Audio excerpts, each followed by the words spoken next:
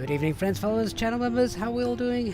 Happy Monday, a new week begins, and with that, we've got an exciting flight for you tonight as we depart from Geneva. Always has its not challenges, it's pretty straightforward as long as your aircraft's working.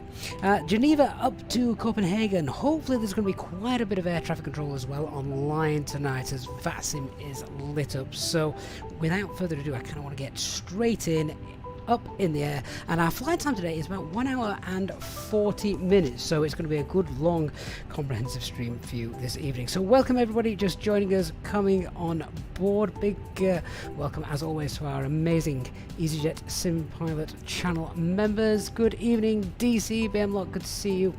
Aviate Carl is here as well. The legend himself, Dark Fury. Mona, good to see you as well. Hey Cube and Fruitbat, great to see you guys coming on board for our flight this evening. A shout out to those of you as well watching over on Twitch. Good evening, guys. Thank you for sticking with me whilst I had a little bit of a technical issue. My technical issue was my iPad didn't want to connect to the internet, which would have made the next part of the stream really difficult with the briefing, etc. But I've managed to get it sorted, so apologies for the rather long introduction, which some of you I think may have also witnessed twice. Anyway, without further ado, shall we crack on? So we've done Geneva quite a few times in the past, so I'm going to try and keep the brief as straightforward as possible. Any questions, of course, once we're airborne, then we can discuss them then. So the operational flight plan as per usual. Oh, that's a nice picture of a horse. Hang on a minute. It's not going great, is it? One moment. As beautiful as those pictures are, shall we try and get the flight plan on screen instead? It looks quite cold wherever they are. There we go.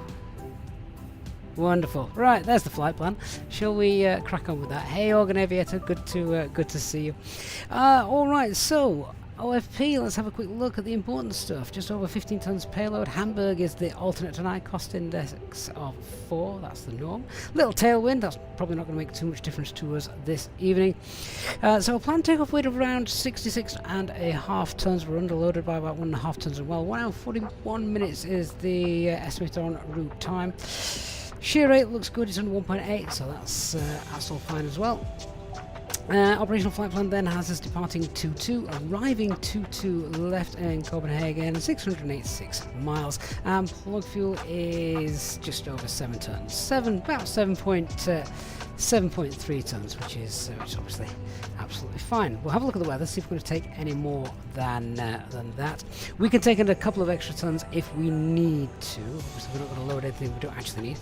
Quick look at the grid more then. No terrain around us, I think, today gets up above 10,000 feet, so in case of depressurizations, that's all fine and covered. Right, let's have a look at the weather. Oh, they're quite interesting. They're quite interesting weather minimums just there. Look at that. Ceiling 100 feet, visibility 400 feet. That's the worst case scenario compared to what's going on in the TAF, in the forecast. Oh, I might get an easy night tonight. This could be an auto land. The winds are quite light there as well, as you can see, so the chance of it being misty, that's a possibility. Hamburg, however, is Cat 1. That's our primary alternate, which means we're all legal in that. Billund and where's the other one? ESMS. Where's that? Is that Malmo? Sorry, can't remember. Either way, we would not be able to use either of those as our primary destination alternate because the minimums are too low for that. But of course, as you can see there, Hamburg is absolutely fine. So if we lost the ability to auto land, into Hamburg we go. Let's have a look then at the weather forecast, see what's happening. So Castrop at the moment, so visibility is fine, it's Cav OK. What it's then looking at is the tempo coming up just there. So it does look like as the temperature starts to drop a little bit, the fog is going to close in. We might get there before that though. If it does roll in though, that could be an interesting evening. Hamburg is fine. Billund and Malmo, yeah, there we go. They're also pretty similar to Kastrup, so that's fine. What we've got going on here in Geneva: Cav OK, variable winds, and QNH 1032, high pressure. There we go. Right, that's our flight route. Any weather we need to take note of? No, not at all. High pressure has made it a beautiful flight tonight. Wonderful.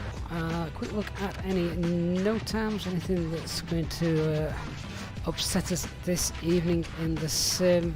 No, I don't think so. Eyeless and serviceable. Well, that's later on tonight. We'll be long gone by then. And Castrop. We'll have a look at Castrop en route. Give us something to do. Alright then, so in terms of extra fuel, we could take a little bit of extra fuel just in case things slow down going in. If you know that weather drops, everyone's doing auto land, they have to allow for further separation on the ground, so might be a couple of delays. There's also a VATSIM event taking place there tonight as well.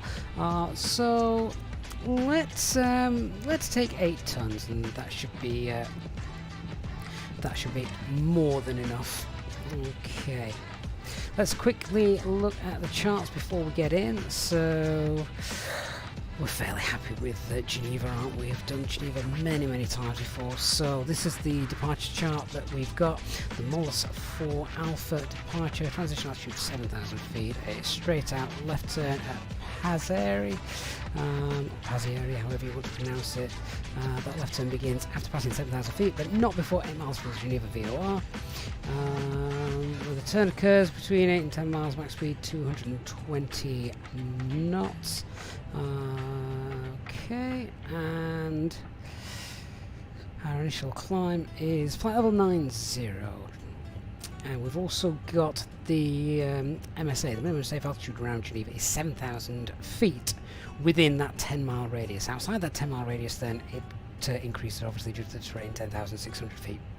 Okay, so that looks pretty much straightforward. Like I say, Geneva is fine, as long as the aircraft behaves itself. Captain Danny, any chance you would know aviation careers prospects for someone with a restricted first-class medical? When you say restricted, you mean unable to pass, in which case, if you're not able to pass the first-class medical, it sadly does kind of rule you out of flying aircraft commercially, I'm afraid. Sadly, speaking from experience there. But yeah, nothing stopping you getting BPLs and flying for fun. Well, aside from the ridiculous expense that is. Right, let's go and find our beautiful aircraft sat here in what looks to be a really cloudless, beautiful starlit night in Geneva, indeed. That looks great. There's no air traffic control, I think, on the ground here in Geneva at the moment, but there's lots over Germany where we shall be flying, so we're going to be looking forward to hopefully lots of ATC as we go. We're going to push back in around about half an hour's time if we can crack on. So yeah, that's my plan. I'm just telling the ground crew that we want 8 tons of fuel. They'll hopefully get that sorted pretty soon, and then we will head on board and start setting up the aircraft. So here we go. Our aircraft is in its usual turnaround state tonight. I'll just check previous flight crews done a good job. The pumps are off, packs are off, nav logo lights, they are on. Let's just get those turned down a little bit. What's the temperature out here? It's -4 here today. Yeah, -4. Okay, so that's all well and good. Usual stuff, just checking the spoilers, flaps, parking rig is all fine, acupressure is good.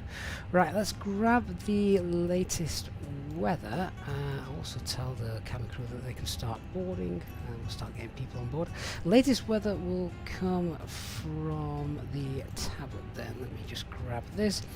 So winds are variable, cab okay, 4 degrees, and QNH is 1032.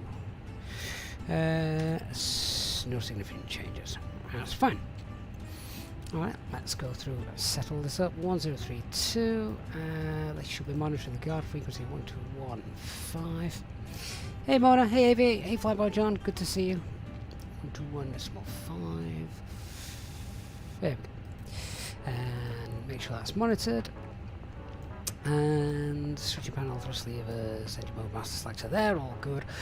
Squawking 2000 standby. Up here 1032, get constraints from that initial climb altitude 9,000 feet. We shall set that. And just reading where everyone's visiting us from tonight. Michael in Czech Republic, Dennis in Nova Scotia, Adrian in Norway, saluting Finland. Good to see you guys this evening. Thank you for joining us. So let's crack on then with this. Yeah, there we go. 1 hour 41 minutes for our planned flight time this evening. Okay, so usual stuff, just check 3 now greens, yeah, that's fine. Usual aircraft status check. Air cycle, CFM engines, yeah, all good. Let's do the init request. Lord gracious, good evening to you. And Nico says, Happy New Year 2024. Thanks, Nico. Good to see you as well. Right, tonight's call sign. What an absolute pain this is. So, get this. Our call sign tonight, the air traffic controllers are going to hate us, is Top Swiss 67 November Zulu. Someone just work out how many syllables that's got for me, because that is ridiculous. Who comes up with this? I mean, Top Swiss isn't the easiest call sign in the world anyway. Cruise flight level we pop in next, so it is 4 degrees. Tropo is pretty close. We'll download the winds, get that in. Whilst they're downloading, I'll just check the IRS in it. So we're at stand 63 tonight, 4614 north and 666 east. There's a coordinate you don't want. That's fine. Stand 66. Sorry, stand 63. That would have been really cool if that had been stand 66 as well. 360 is our planned cruise and minus 61 degrees. All right. And we've got departure runway 22 Mullis 4 Alpha. Where are you? Mullo 4 Alpha, there we go. Insert, and then the arrivals going into Copenhagen tonight, where apparently there's 92 arrivals into Copenhagen, MPS Gaming tells us, so maybe that extra fuel is going to come in handy. Runway 22 left, that's the norm. And we're on which star? The Monarch 3 Charlie arrival. There it is. And that comes in via... oh no, via. Okay. Because we're not going to come in via the Castro VOR. Alright, that's fine. We'll check that en route. 686 miles, 694 miles. That's pretty close, so I'll take that. Geneva. I actually want PAS. And I also want SPR, the 2 VORs for our departure today, should we need to fly them in anger. The Saint Prix VOR is used for the engine out procedure, which we'll have a look at in a moment. Okay, so let me have a look. We're on to our init B page. So have we got our preliminary load sheet? Hey Daz, how warm is it in Cornwall today? It's been horrible weather all day today here in South Yorkshire where I've been. Right, 0 fuel weight 59.4.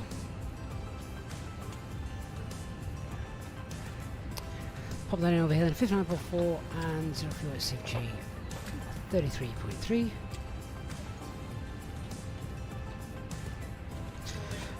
Alternate fuel is 1.7. Fuel planning and the CFG takeoff weight is 31.4.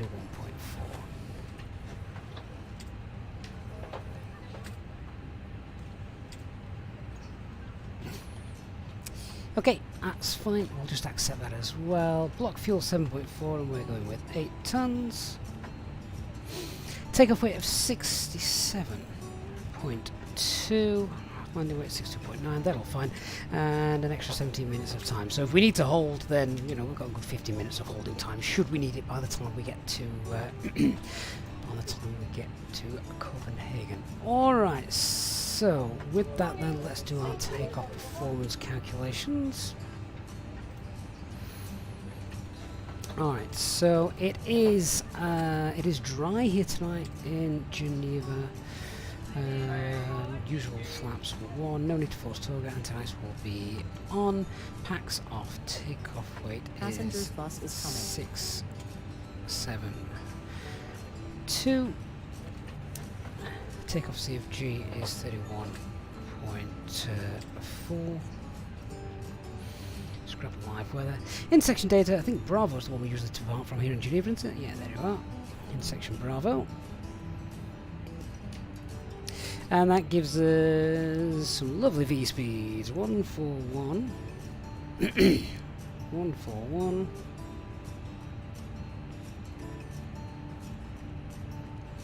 And a VR of 144. Transition altitude 7,000 feet, flaps 1, flex 55.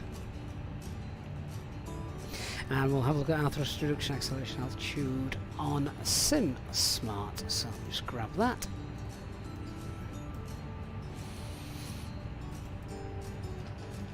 So this is Geneva's runway 22.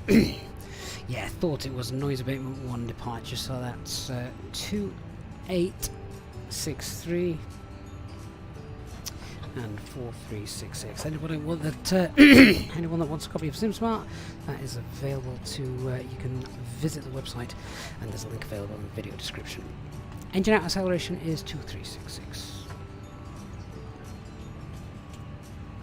Lovely. Okay, secondary flight plan then. This is for our engine out procedure, which you can see down here. So non-standard. So at the PAS VOR, it's a left turn back to Saint-Prix. So basically, what we'll do in this then is hop in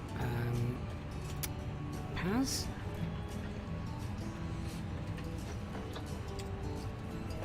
Oh, I've just completely wrecked the flight plan there because this doesn't work like the real aircraft. Hang on a minute. Secondary flight plan, cockpit active again. I'm going to check that active flight plan. That active flight plan doesn't look like the chart I've just seen. We need to check the coding on that. Anyway, pop in PAS VOR. Don't put it on the second one down. Put it where it says 7,000 on the third one down. You should be able to put it on the second one down, but for some reason we can't. So PAS VOR. And then I want to fly south to force the aircraft to turn left as we depart. So PAS 180, a southerly heading for a couple of miles, and then back to Saint-Prix. SPR and hold. And with hold at Saint-Prix 224. The inbound course and left turns, right turns, right turns. That's fine. I'm going to leave that as it is. We'll, if we need to come back into Geneva, then I'll set that up. Then. Oh, actually, to be fair, it doesn't take too long, does it? Just put Saint-Prix in there, and then LSGG for Geneva is the new destination. There we go. That'll do. All right. So yeah, let me just have a look at that chart then. For our departure. So the first waypoint, let me just check this. Oh, actually the first waypoint isn't actually the PAS VOR. That's okay. That's where I was just getting confused. It's not. It is 8 miles out, which is what the D224H is on the second line down there, and it's 7,000 feet above. That's where the left turn begins. Okay, that's fine. I just suddenly thought the PAS VOR should be in the flight plan, but it's not. All right, so I'm happy with that. I'm happy that all the boxes now complete and set up. Let's get rid of that. I think most of the passengers are online as well, so we can look to brief then with you guys. So, starting quickly with our weather. So there's no winds here. It's variable at 1 knots. Visibility is 9 kilometers. There's no significant clouds. 3 degrees. QNH is 1032. Nice high pressure, so that's good. Dry runway conditions, that's fine. The low temperature, though, we're still going to be departing with the anti-ice on tonight. Aircraft is fully serviceable with the exception of the weather radar. Shouldn't affect us tonight. I don't think we're in for any precipitation, so we should be okay. Yeah, that's the only thing not working, sadly. No times here in Geneva. Threats to be aware of. The obvious threat, of course, is terrain in Geneva.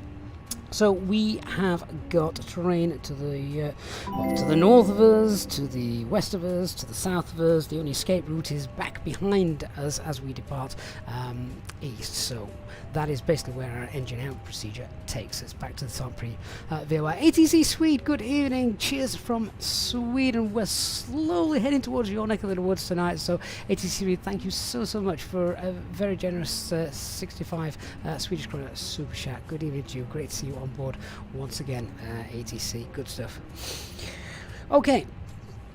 So that's yeah, the only other thing that I can pop into the box. Actually, just remember I said when we were in the briefing room a bit ago that there is a the MSA is 7,000 feet until we get outside sort of a 10-mile radius of Geneva. Well, if we pop GVA in there and oops, try again. If we pop GVA in there and then pop the 10-mile radius in, just because now on screen what we should have is, there we are. So we know 7,000 feet within this circle we are safe. Outside of that circle then it becomes a little bit more risky, although it's a good clear night tonight, so with the moon we might actually see what we'll fly into if things don't go right. Alright, only other threats to mention. There's no air traffic control around tonight, so we're kind of on our own with what we're doing. Slightly unusual as well, we're starting engines on a stand because there's a taxi out stand, so no pushback required. I think that is about it in terms of threats and things. Things that are a little bit different. Noise abatement 1 departure as well, which is a little bit different. So the taxi then, we're going to taxi off stand 63 onto the inner. We'll take link 5 from there onto the outer, and then we'll be on alpha until holding point Bravo for the intersection departure. Smarty, what does the takeoff shift mean, if you don't mind telling me? Okay, so in the olden days when GPS wasn't around, if you were doing an intersection departure like we're doing today from Bravo, you would have to tell the box where you were taking off from, because you weren't taking off from full length. Nowadays you've got GPS, so the aircraft knows where it is, so you don't need to bother filling that box in, unless all your GPS receivers are knackered. But thankfully today that is not the case. Okay, so that's how I'm going to do the taxi. It's not a long taxi, so we'll not bother with a single engine taxi. We'll get both engines started here on stand. Departure then is straight out, and then once passing 7,000 feet, but not before 8 miles from Geneva VOR, then we make a left-hand turn. When the turn occurs between 8 and 10, max speed is 220 knots. Our clean speed today is actually 220 knots, so what we can do with that is we could even pre-select that. So the way we'll fly the departure is we'll just be fine to clean up on schedule, and the aircraft will hold green dot, which just happens to be 220 knots today. And then once we've completed the turn, we can push for managed speed, accelerate away, and off we go. So I don't think we need to worry about anything else really. The only other contingency is of course the engine out procedure. It's non-standard here. It's as soon as we pass the PAS VOR, that left turn back to the Saint-Prix VOR. If that is the case, we'll get to Saint-Prix and we'll hold at 7,000 feet, and then we'll decide what it is we're going to be doing. Alright, so I think we're good to go. I think everyone's on board. Well, let's get that APU started, shall we?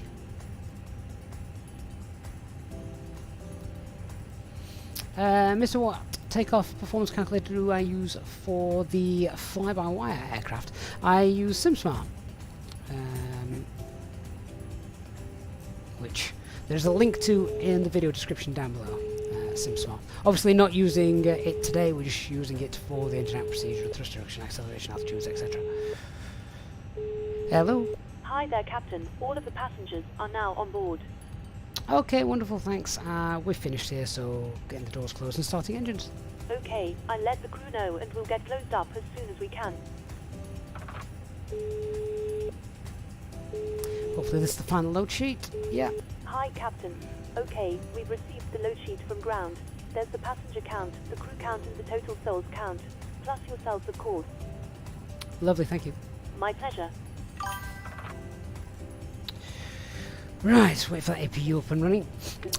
Cube, would you hear the PTU sound with just one engine on? Yes, you would, yes. Yeah. Right, so APU is currently starting up. We've got 8 tons of fuel, and that's balanced.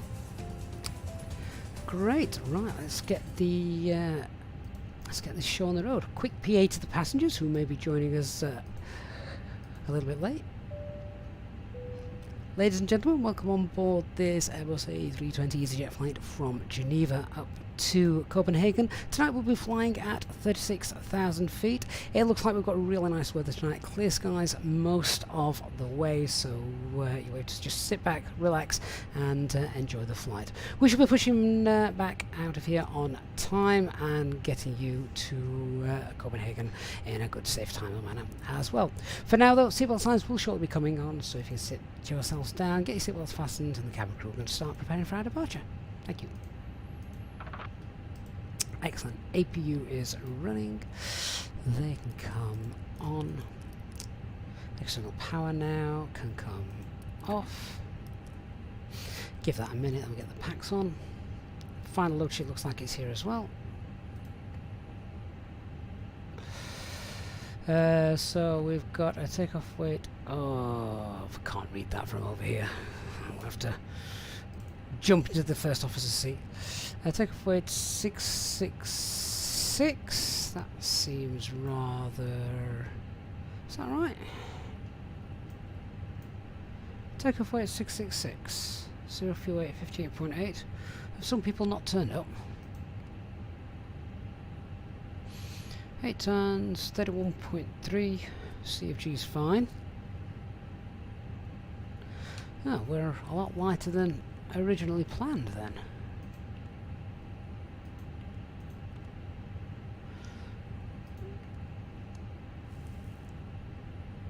Yeah, okay, some people have missed their flight. Well, never mind, that works in our favour. So we have got LMCs that tonight actually works in our favour.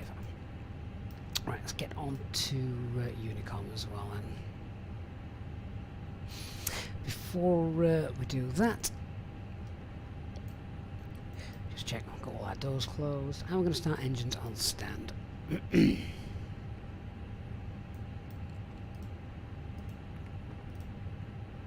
And Geneva traffic, top Swiss 67 November Zulu, stand 63, starting engines on stand.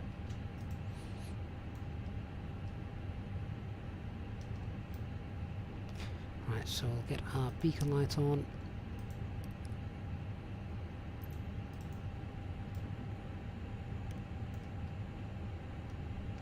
And we'll do our before start checklist.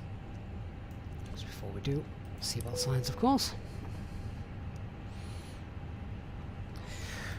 Right, so the parking brake is on, our takeoff data is confirmed, windows are closed, EFB is on flight mode, doors closed and armed, and the beacon light is now on. So engine mode selected to ignition, and starting engine 1. Paransel says, just miss you flying to Geneva up to Paris, and you just finished the flight. Never mind, hope you had a good flight. The weather's beautiful here in Geneva tonight.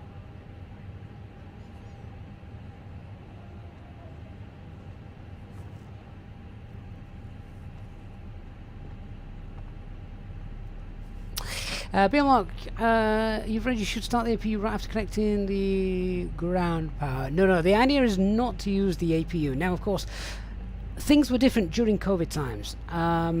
In COVID, you are right that you would want the APU on and the packs on whenever passengers were on board. That's now gone by the wayside. And there are some airports which shout at you if your APU is running for longer than it should be.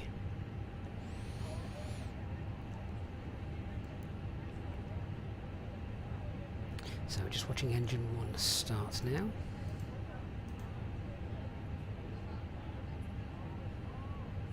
Engine 1's available and happy, so starting engine 2.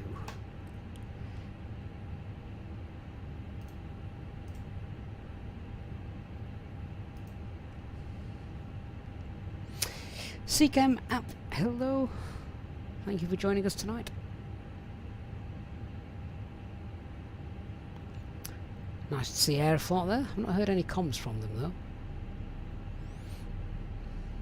Cabin crew, set doors to automatic and cross-check.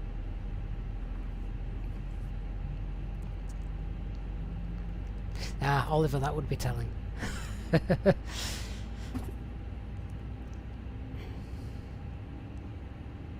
It's like recently now it's moved sort of more in line with Airbus subs for departure. We've got to call auto thrust blue and things which never used to have to. It's when they change, having to remember them. When the channel started as well, we never used to have the acceleration flow, checking the spoilers, the flaps, the landing gear, all the lights. That wasn't there. Tells you that someone flew halfway to the destination with the gear up though, with the gear down though, doesn't it? Engine number 2 is happy. Right, engine 1 selected, then back to normal. That can come off. Anti-ice going on. That can come off. Alright, arm the spoilers, zero the rudder, flaps 1. Set the trim.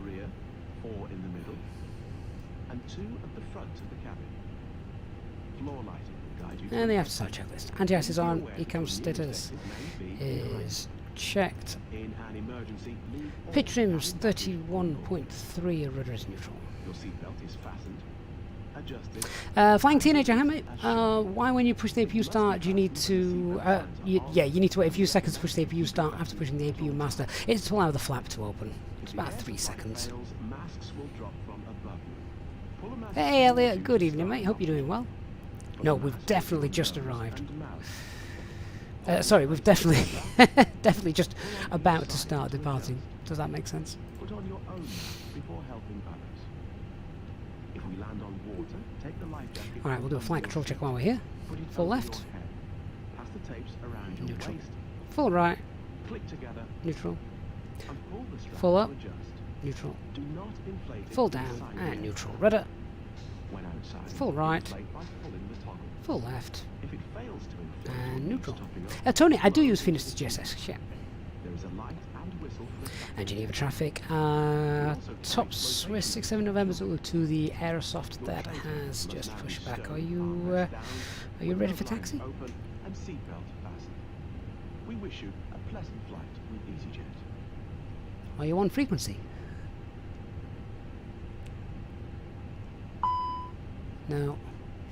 Oh, I do like. I do not like absent comms. Oh, there we go. He's going anyway, without any announcement of taxi. No point being on VATSIM if we're not going to talk.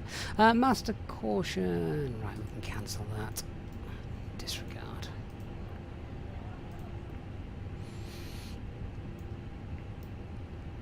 Geneva traffic, top Swiss 67 November Zulu, taxiing forward from stand 63 to holding point Bravo runway 22 via the inner link 5 outer and alpha.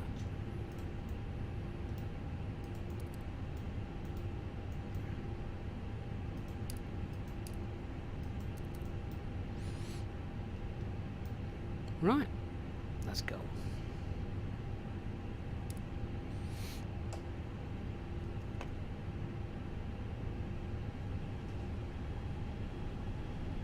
Hey Rally Racer, good to see you. Hey Nico. Alpha Julie says we love Easyjet. Glad to hear it.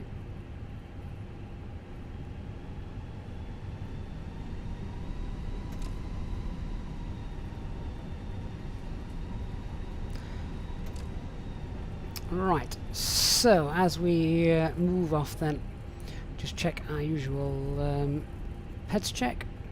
So we've got a lighter load than planned, no need to rerun the performance calculations though, so performance is all fine.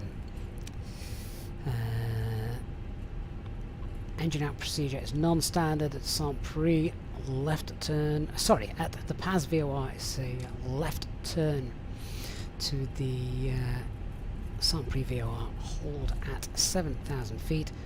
Departure Molas 4 Alpha straight out and 8 miles from Geneva, but not before 7,000 feet. It is a left-hand turn, noise abatement 1 for departure, and an initial climb of flight level 90. Geneva ground, does anyone know the active runway for Easy-2T Alpha Mike?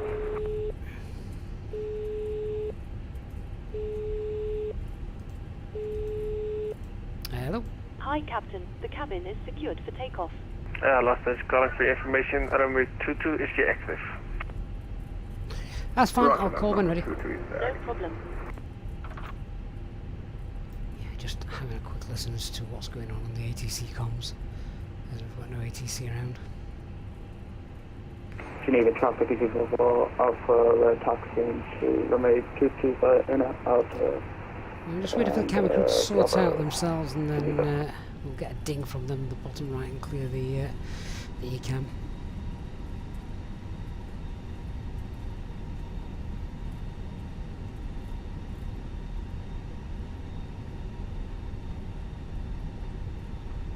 Elliot, you're drowning in music and playlists. Oh, this should be a nice break for you then.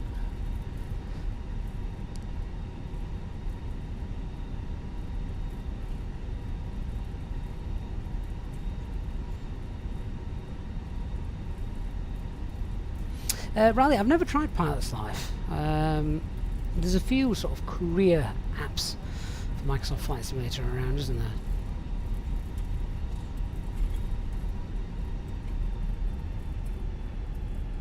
there? Mystery Self-Loading Cargo and add-on I'd recommend. I use it in every stream, so I guess it's probably one of those you can make up your own mind if you like it or not.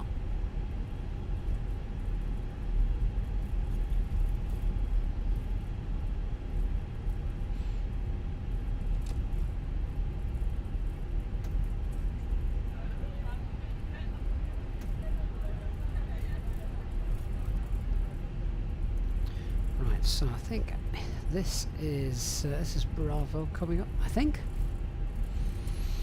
Telephone 4 Bravo, lining up runway 22. Cabin crew seats for takeoff.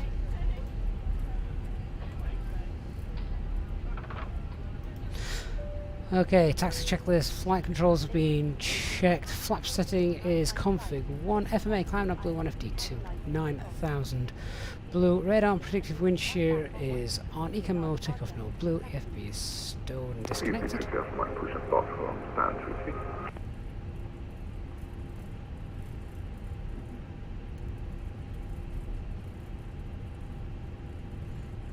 And we're going to hold here for the departing Aeroflot.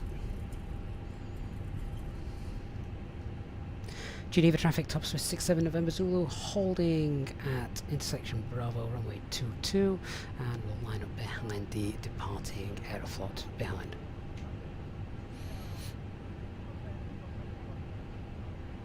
Alpha 4 Bravo taking off runway 22. There it goes.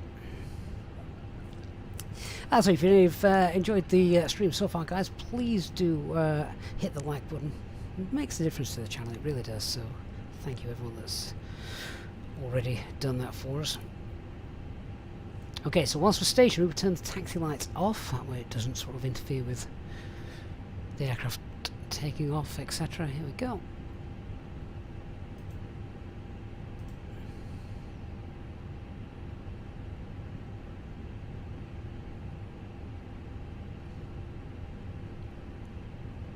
And Geneva traffic, top 67 November Zulu, lining up runway 22 via Bravo.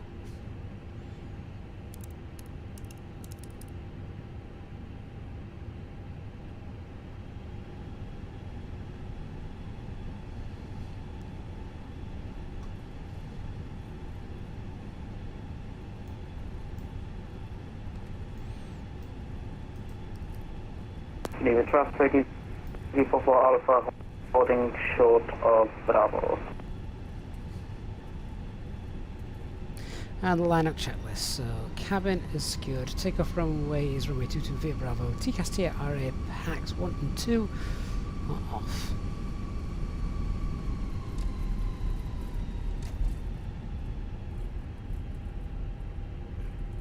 So remember when lining up, you don't have to follow the line. The line that you can see there is a line for aircraft that have arrived on the opposite runway, runway 04, to vacate via.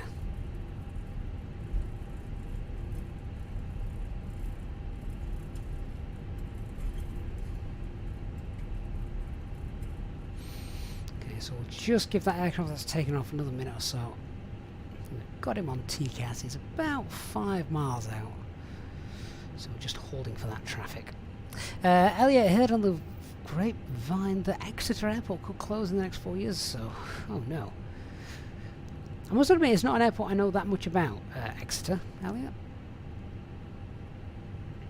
Don't know how busy it is.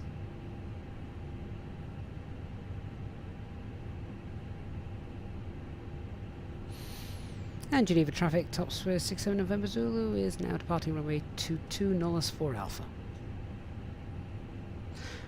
Geneva traffic is E44 Alpha is landing up runway 22 Geneva. Take off. Start the chrono.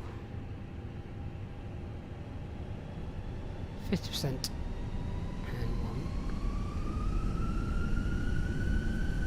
1. Engine stable. Set takeoff thrust. Man flex. SIS runway. Auto thrust blue.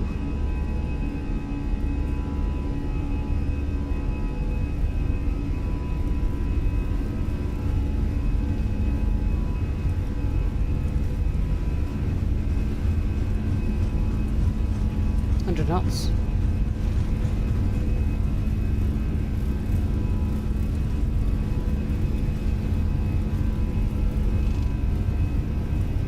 V1. Rotate. Easyjet transfer taxiing to runway 22 now.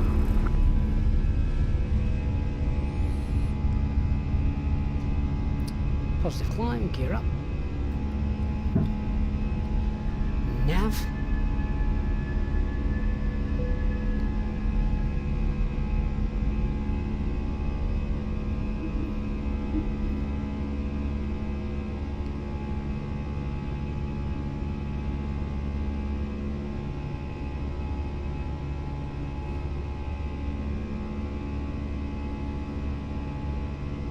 A little bit of hand flying for a while. Very little wind, look at that, hardly anything.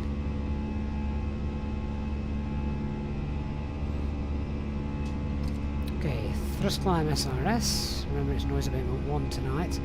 So, reduce the thrust, but we're keeping the pitch of the aircraft up. Because we're not lowering it to accelerate away just yet.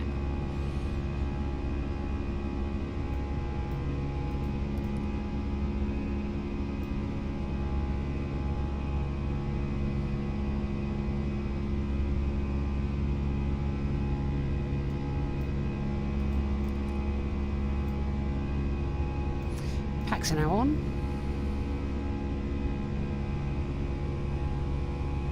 Okay, so now we're going to climb thrust, auto thrust as well.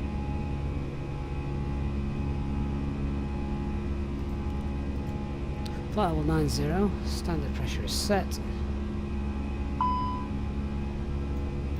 Never up discrepancy, first officers being lazy and not setting their setting standard pressure.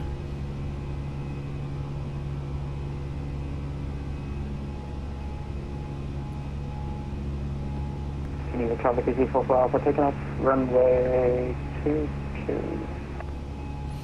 So just past S speed, so flap 0, spoilers disarmed. And autopilot 1 now engaged. Accelerating up to green dot.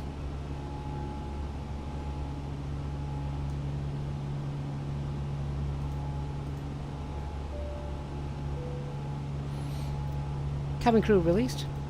Hey Subsonic, good evening to you. And Cygnus CT, this was the Red Wing scenery for Geneva Airport. Okay, so I think we can take that off now. No clouds that we can see, we're not in visible moisture or anything like that.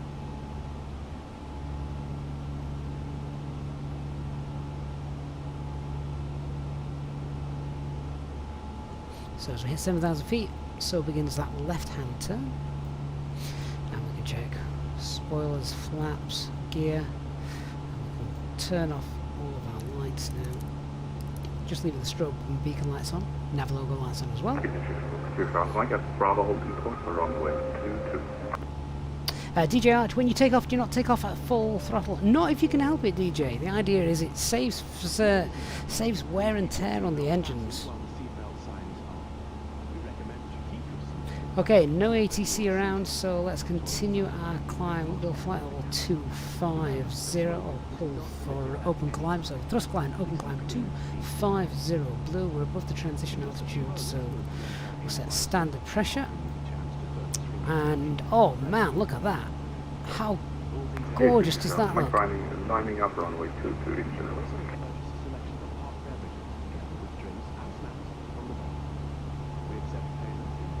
We've got Geneva Airport down there with another departure that we can just see. And we're going to be, hopefully, yeah, there we are. Look at that, flying towards that gorgeous rising moon. Right, we're at 10,000 feet, so lights are already off. The airport's onto the EFIS. Seatbelt signs can come off. And then we're going to go cost index of 0. I'm going to push for managed speed now as well, just confirm that. That's done. Yeah, so thrust climb. Second flight plan I'm going to leave because we're currently flying towards that Saint-Prix VOR, or in that general direction anyway, so if we needed to get in there and hold for whatever reason, if we had a problem there, that'd be fine. Holding on. And we just want to check, we're planning today to cruise at 36,000 feet, 35 is optimum, we're going in the wrong direction with that. Recommended max is 375, so that's going to be fine. So we might as well set that now, flight level 360 blue. Once we do that, we can just have a look at that gorgeous moon above the glare shield. Like taking off runway 22. Tim, you're currently in a flight and trying to put in your arrival, but it says you have to select heading track first. You know what it means? Yes! Pull the heading button. Don't try and change the approach whilst you're in nav mode, otherwise you're going to really confuse it. So basically, pop the aircraft into heading mode, so it's basically just flying straight. Then alter your arrival, and then put it back into nav mode. Be unlocked. What's the blue circle on the navigation display?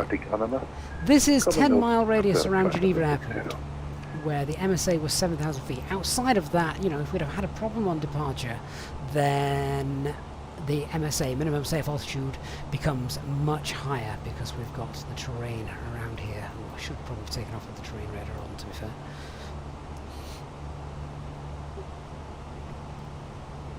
That's no moon, Elliot. It's a simulator. It's hiding behind the column now. Can't see it. Check that status page. Is that the side sticking up? Yeah, I really need to fix that. It's very off-putting. Flying Teenager self-loading cargo is being used for the cabin announcements that you can hear. I'm just checking in the box. Looks like our arrival time is going to be just after 10 PM UTC time, Zulu time. Hey Pock, is my livery available in Microsoft Flight Simulator? So the actual livery I am flying is a custom livery for the channel, the Easyjet SimPilot channel livery, which is available to all our top and middle tier channel members. You can download that on Discord, but there are other Easyjet liveries available free from flightsim.to. Cast TV Twitch, yep, this is the Fenix A320. Which is why when I say, you know, that we have to prepare for things potentially failing and going wrong, they can happen. And we've seen them happen before. So, better to be prepared for all eventualities, which is what you have to do in the real world.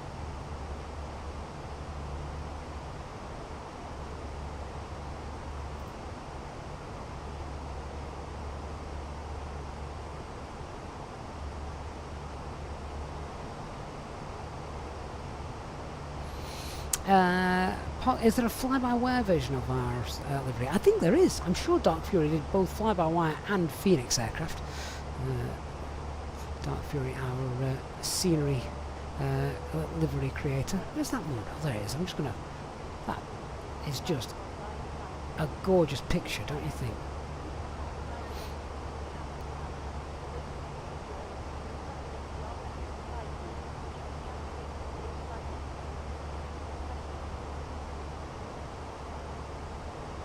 Cassie Twitch, you like start engine, the old one, the A320s? Well, which engines? Because obviously they come with three now, don't they? There's the CFMs, the IEs, and obviously the Neos.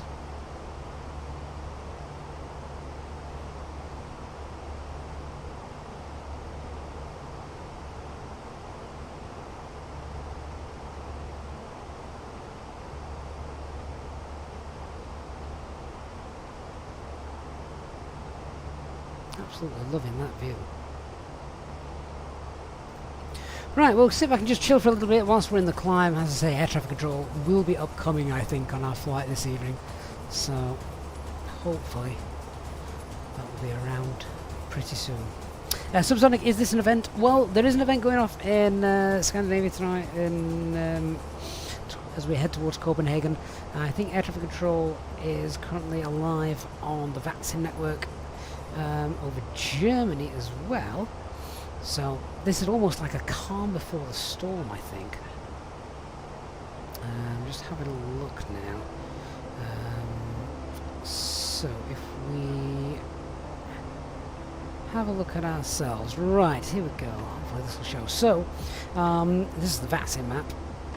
Here we are now, just about to fly over Lake Geneva. That's us. Easy, stupid call sign. Easy 67 November Zulu, the real life call sign. There we are. We're obviously flying up northeast, and as you can see, this is what is waiting for us.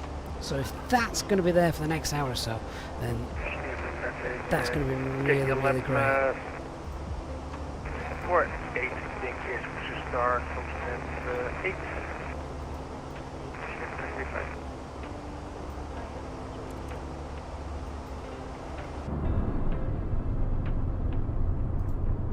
There's an aircraft going into Geneva.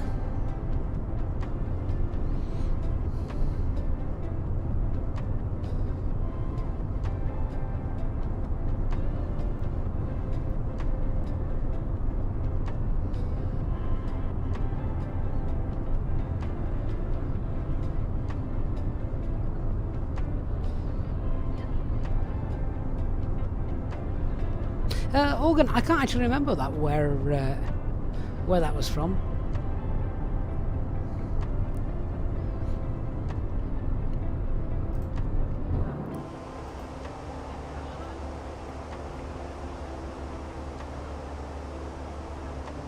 DJ, when you sometimes prepare your approach, your arrival doesn't connect with the approach. Do you know what you're doing wrong? Probably, DJ, either selecting the wrong star, the wrong arrival route, or chances are you may just be selecting the wrong VIA, the initial approach fix.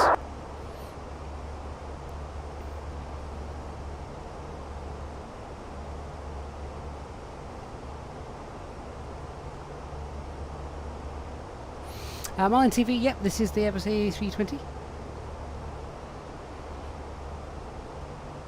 I would show a view outside, but it's probably, we can't really see it that well. It's rather dark.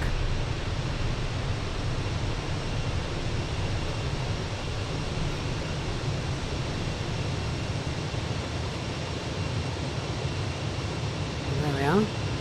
So we cruise into the night sky over Switzerland.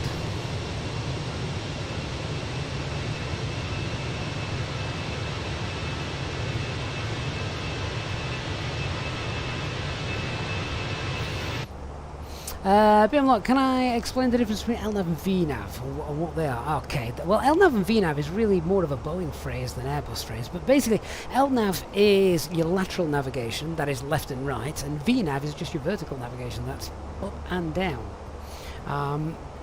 It depends what particular part of it you're referring to, really, and then can help you with that. Mark says, evening, watched a video around the mini cockpit, trying to set yours up, and you're getting a WASM issue. Any ideas? Have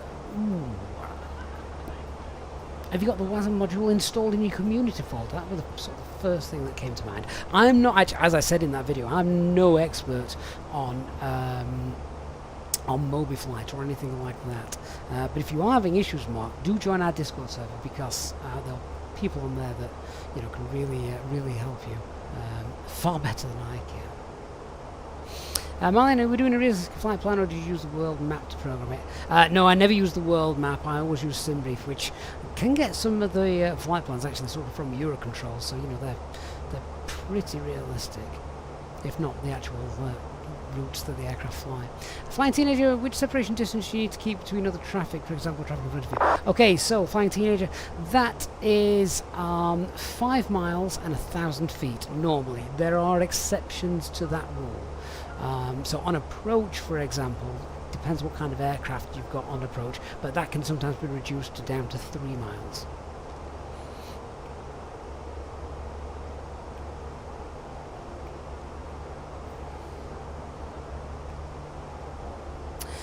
Organ Aviator, the landing performance calculator for the A320 Neo is coming to SimSmart. And I know this to be true because, well, yours truly has been building it. So many figures. So many corrections. Philip, would you say the Fenix A320 is worth the money? Definitely. For £50, you are not going to get a better, more in-depth, realistic aircraft in Microsoft Flight Simulator.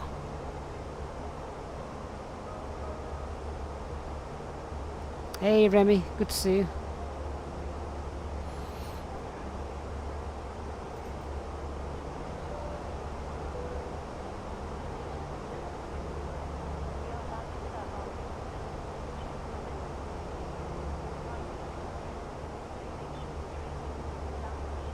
Oh, we've got an ATC message here. What's that? VATSIM UK. Traffic. 5 hour. Whoa, hang on. Why have we got a traffic conflict?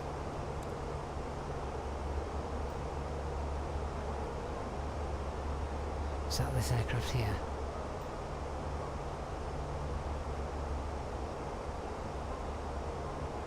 Okay, we've got eyes on him at the moment. I'm happy to just move on to that. I'll push the level off. Is he climbing? So normally you would fly the TCAS, fly the aircraft into the green band here.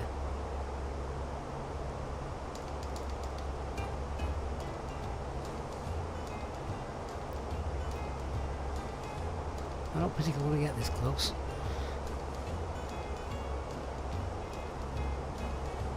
So I've just pulled heading. You can't see because I've got the MiniFCU, but I've just pulled heading and we're just deviating because of this traffic, and I've just pushed the level off as well.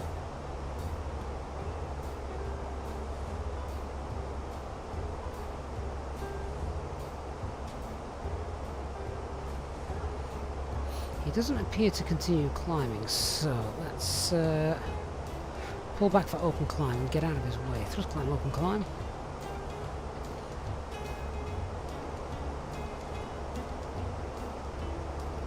Still visual. Conflict.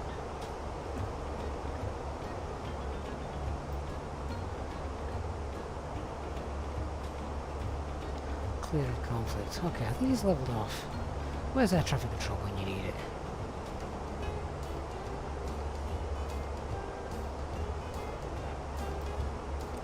Evening, HT.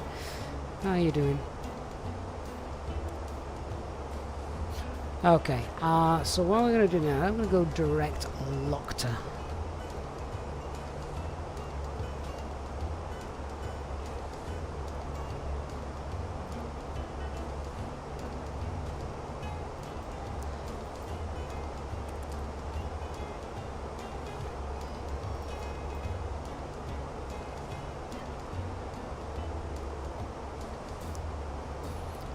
find out which aircraft that is. I think it might be the Aerosoft aircraft that we saw earlier. I'm going to find out who that is, send them a message, see what they're going to climb to.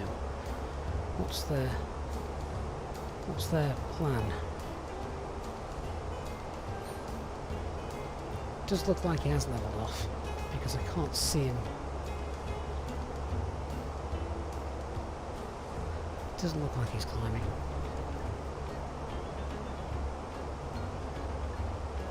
The problem with TCAS in the simulator is it's not that realistic with the red and green band, because I've seen it before where both aircraft have been told to climb, and obviously that won't happen in real life.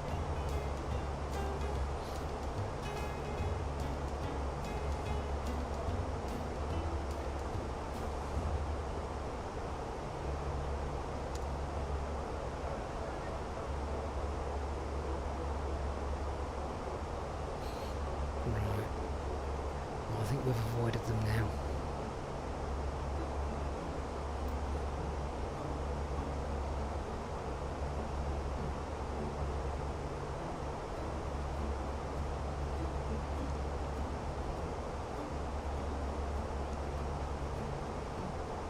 Anyway.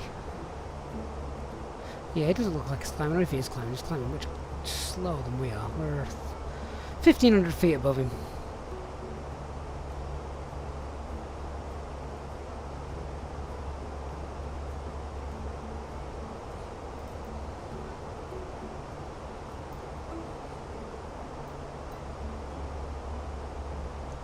Wouldn't be long anyway before we get air traffic control, hopefully, so that'll keep us separated, at least in theory. Right, going back up the messages. Hey, see, yeah, the reason I didn't climb is because I thought he's climbing as well, and if he climbs and I climb, that's not going to do anything, is it? I'll push the level off and I'll turn the aircraft. Seemed like the safer option, particularly as we could see him. Maybe if we'd have been in thick cloud and I got no idea where he was, then I would have had to trust what TCAS said. In real life, TCAS actually talks to each other, tells one to descend, tells one to climb. Sadly, that doesn't happen here in the sim.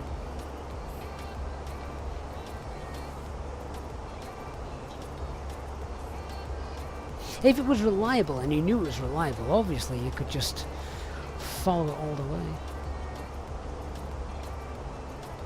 Leon, will Silversmart come out with the new plane options? Well, at the moment, Leon, it's concentrating solely on the Neo aircraft. It's always got the takeoff performance calculator. Landing performance calculator is coming to it soon. But prior to that, the website version is coming, which means that obviously you can just access it on your phone or a tablet, etc. Which is far better because it means it's easy. We can just bring it up on the tablet screen and, yeah, be more realistic that way.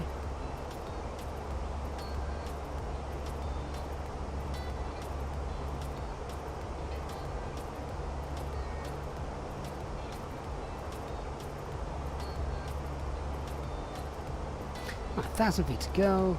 We'll be at cruising altitude. Park, you flew in the fly-by-wire aircraft recently and avoided a conflict by itself. Yeah, so the newer Airbuses, in particular, the Neos, they've got sort of what's called auto TCAS mode. To be fair, you can turn that on in this aircraft.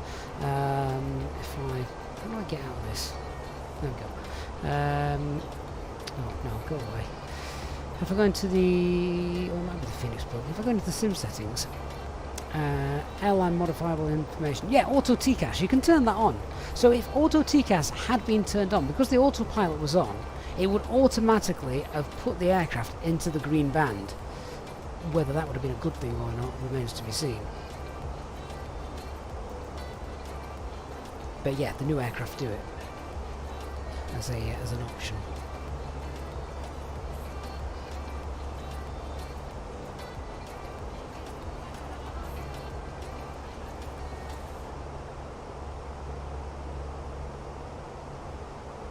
Right, coming up on our cruising altitude, I think that is that aircraft over there as well, so we're still visual on him, but according to this, he's nearly 2,000 feet below us, so that's fine. Smarty186 says that's always one. Well, I mean, we came up behind him, didn't we? So he might not have even known we were there. I see. Do I know why there's no weather radar on the Fenix A320 and the fly-by-wire? So it's because Microsoft haven't allowed the third-party aircraft as such to have access to the weather that's in the simulator. It's a real bone of contempt because it's one of the real big things missing from modern aircraft. So that's Mac Alt Cruise.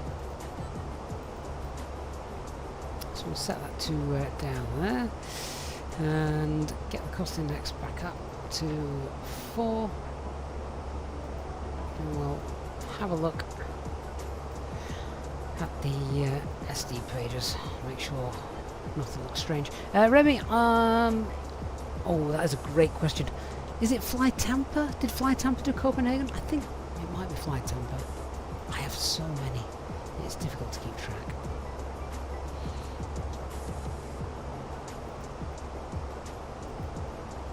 Right, we used 2 tons of fuel, got 6 tons there, 8 tons, so we're not leaking fuel over the beautiful Swiss scenery beneath us. Yeah, there's nothing flagging on there. System status page is normal. Overhead looks good. Wonderful. Alright, 43 miles.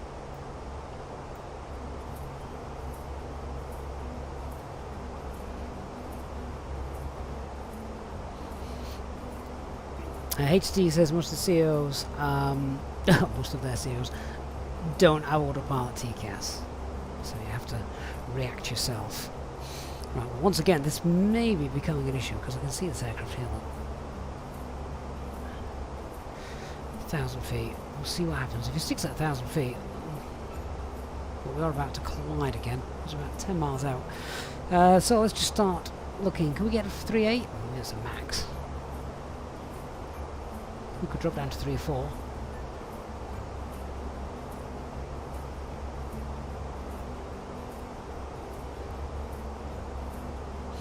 He does look like he's just continuing the climb. I've also got another aircraft here over to our backside. Yeah, I'm not happy about this. Do you know what? Thrust out of low descent 340, and I'm just going to pop this in.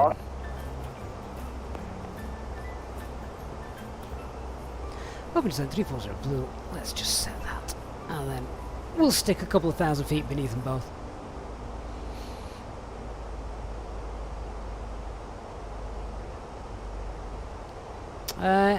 Oh, Remy, that sounds like possibly one of the most frightening things you could come up with.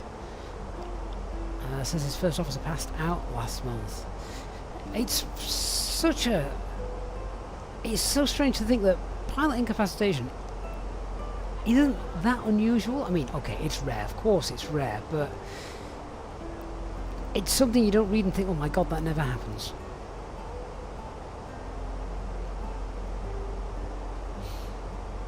Well, I hope all ended as well as possible, Remy.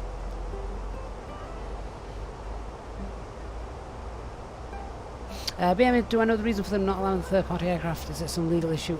Possibly, BM. I have no idea. It's beyond my pay grade, that, I'm afraid.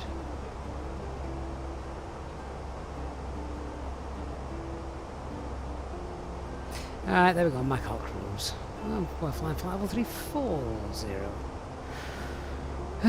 Is that going to affect us very much? Probably not.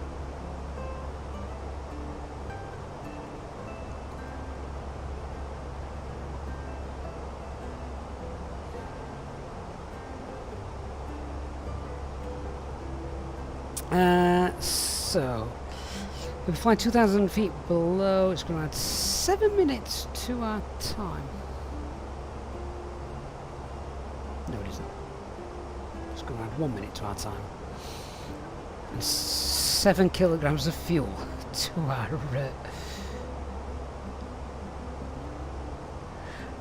trip fuel. That's nothing.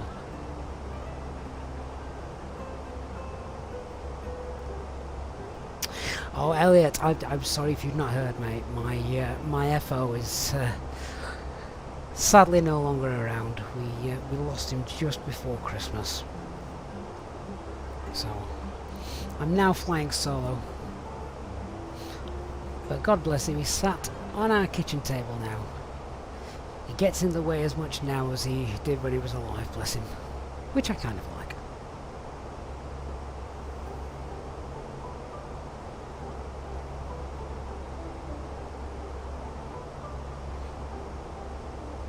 Right, let me just turn the brightness down on the terrain radar.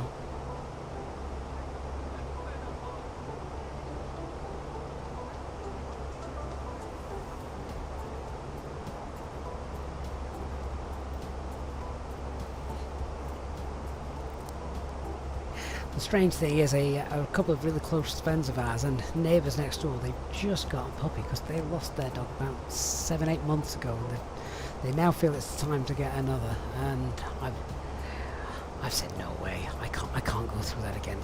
It's easy to say that now. Ask me again in a year's time and we'll see, but I think the fact I've just had the entire house redecorated probably isn't helping the cause of getting another dog. It's okay, Elliot. I've slowly made my peace with it.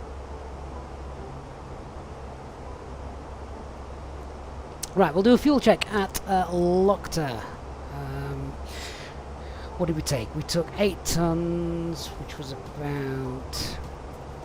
Oh, how much extra? About 900 kilogram extra.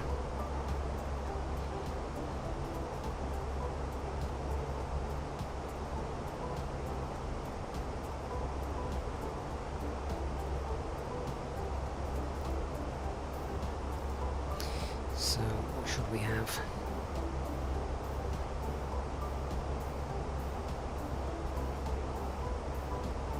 About 5.8, and we've got 5.7. So yeah, fuel check checks out, that's okay.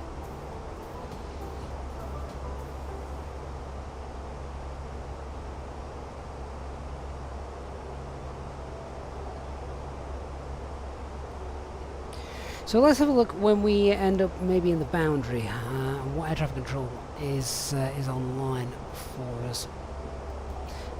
So we've got Rhine radar coming up, Hanover as well.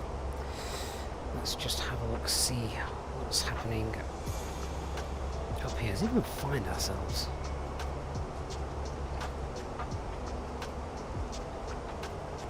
Yeah, so not too long now before we end up in ATC territory.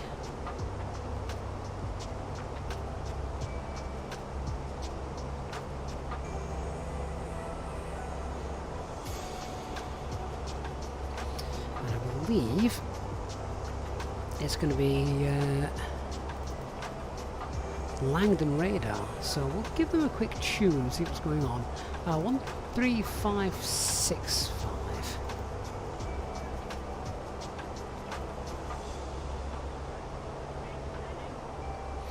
It's quite a big sector this, so it's probably about to get very busy on the radio.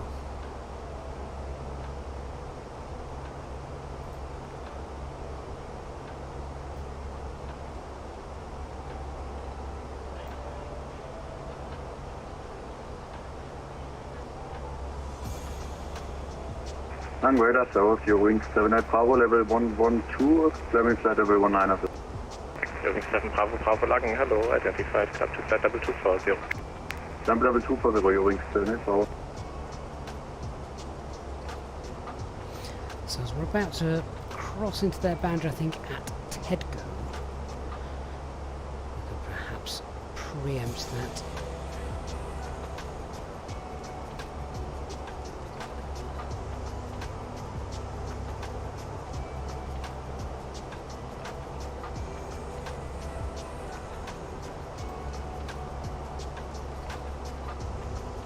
Oh, actually, no, it's a little bit further, I think.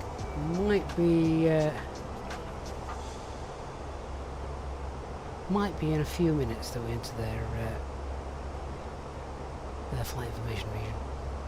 It depends. I'm not actually sure how accurate the boundaries are on VATSIM. We are so we're just here. Look, that's us with the daft call sign. 67 November Zulu. Oh, yeah, and I think we might just be coming into their sort of territory.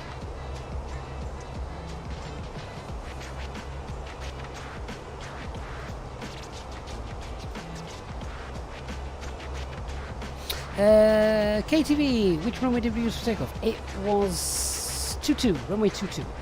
It's Rod. Do I use a head tracker? No, not for airline flying, just because you're not using the Langhorn Radar, that good much, evening, are you? Postman 252 at flight level 140.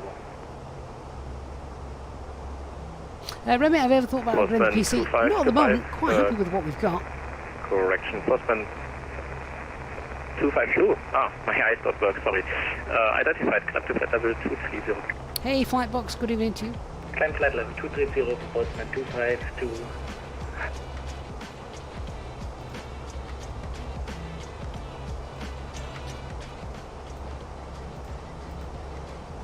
Let's see if they do want us on frequency, we might as well.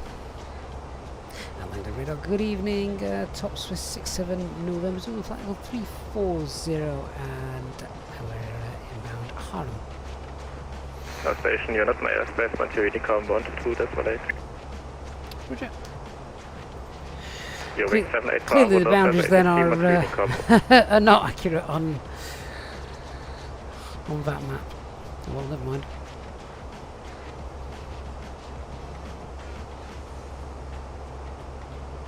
KTV, what was the SID? The SID was the Nolus 4 Alpha departure.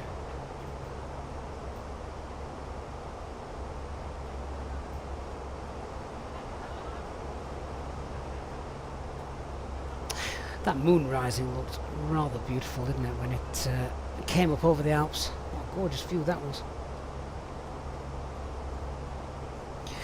Right, so the flight time's about, what did I say it was? About 1 hour 45. So we've got about an hour and 5 minutes, which means we've just got time to enjoy my cup of tea for a minute. I can get back involved with the chat if there's any questions anyone asks that I've missed.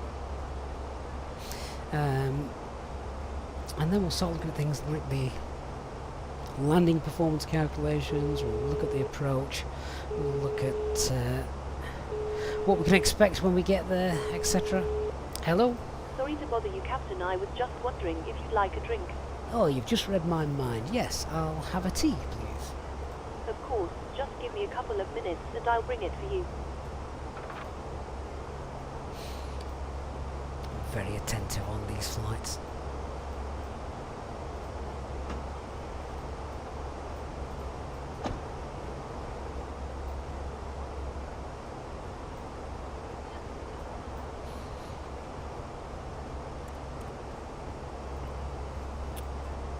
So, the aircraft that were around us, that's 1,500 feet above us, that's 1,400 feet above us.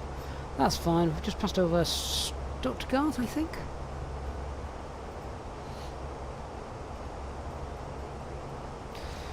So in terms of en route weathers, let's have a look, see what we've got to contend with.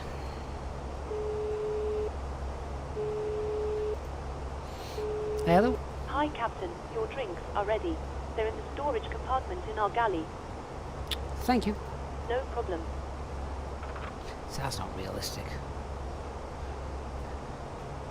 Right, so I'm just using the Windy app because I can't request it anymore in the box till the next Fenix upgrade. So we've got where's some good places to have a look at and dump into. So we've just passed Stuttgart, that's wide open. Hanover is coming up, that's wide open. Hamburg, of course, one of our routers tonight, that's wide open. Munich, which is a big airport back to the east of us, it's also wide open.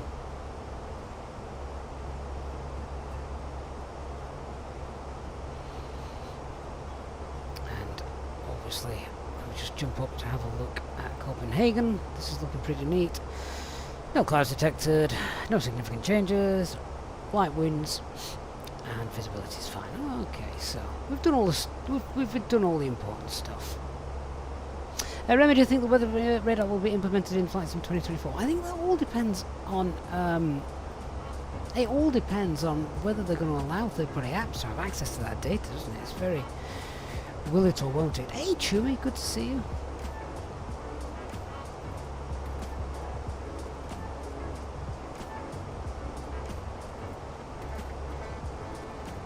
Hey, come on, and I want, don't turn the engine to crank. Crank is just for maintenance, really. Don't turn it to crank, you need to turn it to ignition start, and then flip your engines up. Of course, making sure that your APU is up and running and you've got some bleed air going through to the engines. I can't even think in the simulator whether you'd ever have to use the crank function.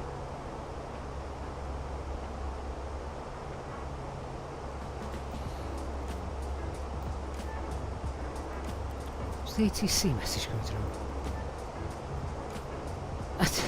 What are these random messages? No.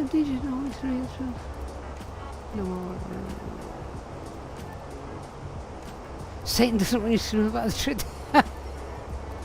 I have no idea how anyone can spam the Phoenix aircraft to 34,000 feet, but whoever that is, good job.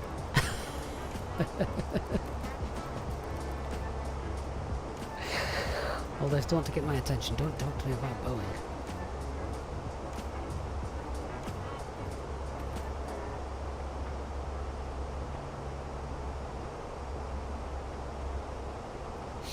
Hey, Musical Fantasy, great name. What does crank do? Crank is used usually after a failed engine start. Gets rid of any sort of like oil and fuel left over in there. Just get rid of it before sort of starting again, etc.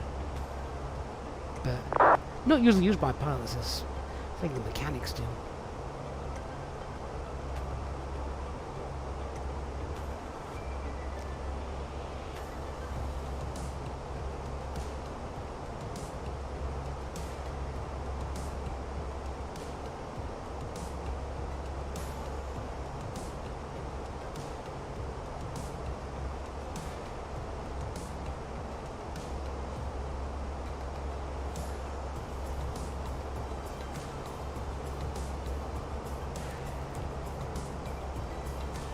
HDL, if they could simulate a tailpipe fire, you'd use it. I don't know if that is on the list of things that you can simulate, actually.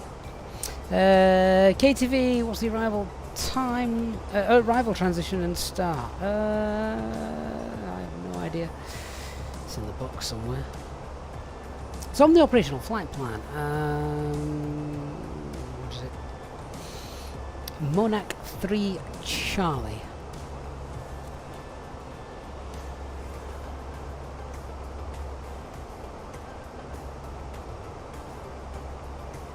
A nice manual leg looking at that.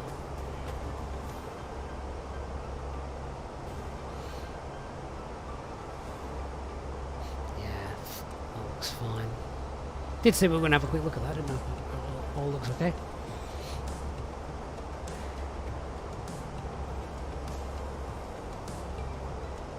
Organ, how do you set failures to occur randomly in the Phoenix?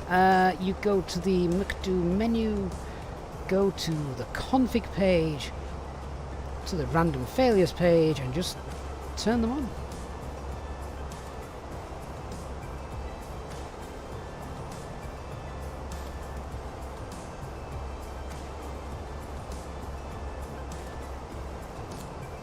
Elliot, if the APU is out, you need to use an air start unit to get bleed air into the engines and get them started.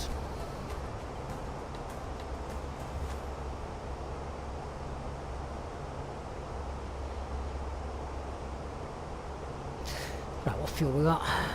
Just under 5.5 tons. So about 2 and a bit hours of fuel endurance. And we should be on the ground in an hour. That's alright.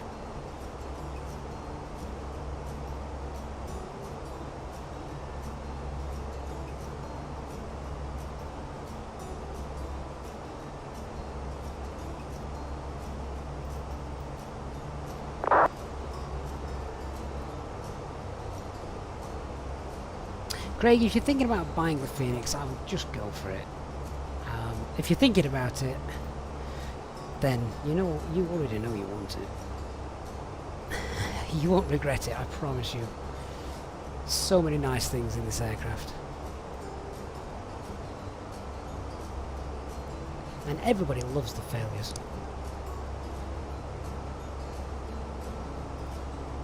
Except me.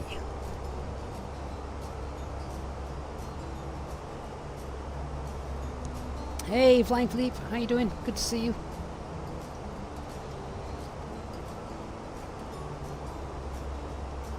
Elliot, you also see the AC-20 that was in the field is now being dismantled. You were hoping to see dramatic televised grass take off. Yeah, I saw that. It was rather sad, wasn't it? They were going to do all they could to try and get it to take off, which would have been awesome. Weren't they like stripping it all out, you know, removing everything? So...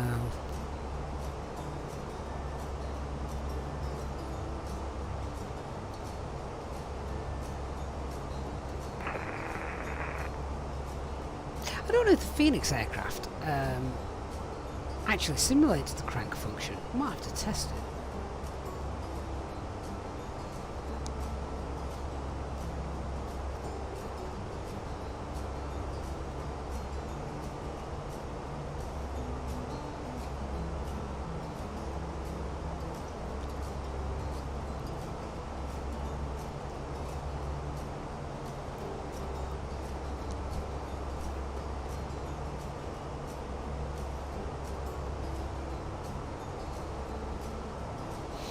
HD says it does, he's 99% sure. That means he's been playing.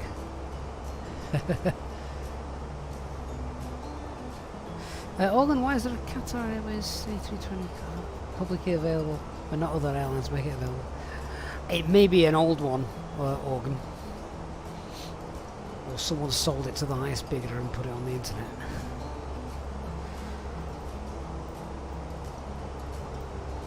Either way, don't post a link for it in here. If people want to find such things, I'm sure they can use Google. Random, do you have to do anything to fix the Fenix failures for the next flight you do, or do they auto repair on restarting? They auto repair, yes, yeah. But we have before, you know, they're quite good. So if you trigger a random failure, then you can also cancel that random failure. You know, that's up to you because you triggered it. But if the Fenix gives you, if the aircraft gives you a random failure, then if you're on the ground, you can actually call an engineer out to come and fix it. This happened to us once. I think we were at Newcastle. We just pushed back, and one of the reversers became unlocked. So we contacted air traffic control. We were like right at the top of the airfield, so we weren't really in the way. So I'm just watching these aircraft. It looks like a scene from Close Encounters of the Third Kind up here at the minute. So we weren't in the way. So we contacted air traffic control. Said we just got a slight issue.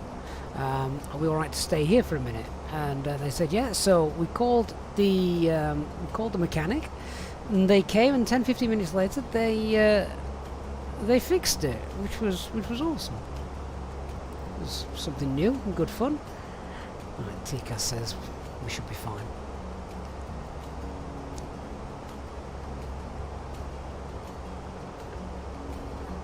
As long as they stay where they are, about 1,500 feet above us, but yeah.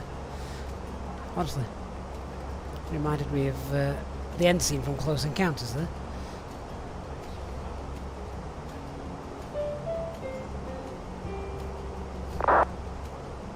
The best 5 notes ever written.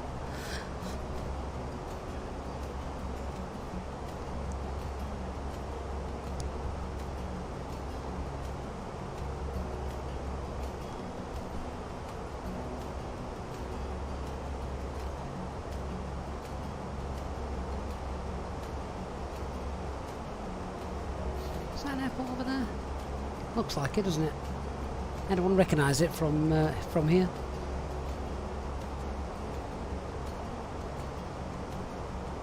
Could it be Frankfurt? I don't know Frankfurt that well.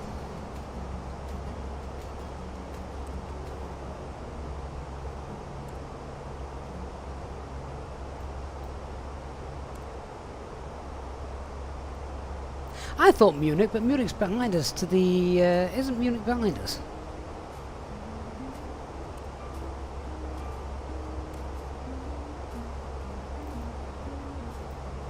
I think it might have been Frankfurt. Hey. I think it was more of a lucky guess than skilled knowledge there.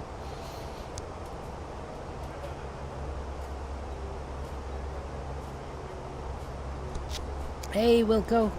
Good evening to you.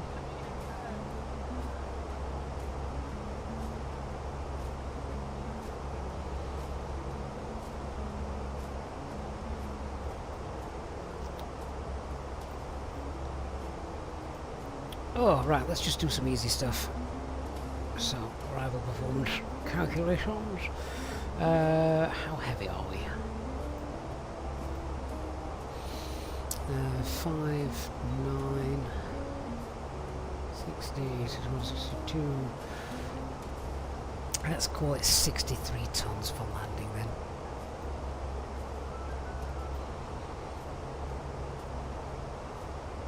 Two left.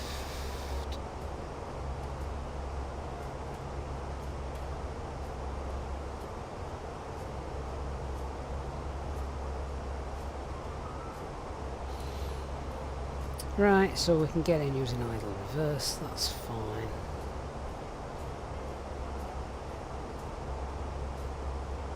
Actual landing calculations, I think it's dry there, isn't it? Flaps 3, yeah, no real concern, it's a nice long runway, isn't it? Into Copenhagen.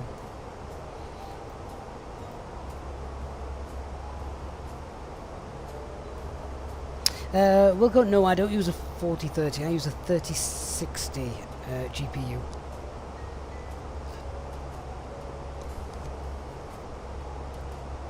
Honestly, do I think the A380 will come out this year? Who knows? Who knows, Icy? Who knows? I hope the Bill's A350 comes out this year, that looks really neat.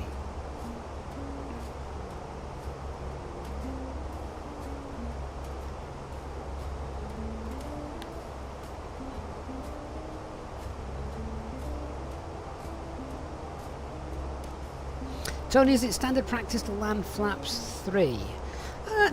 Not always. Flaps 3 is just kind of on the environment and the fuel flow.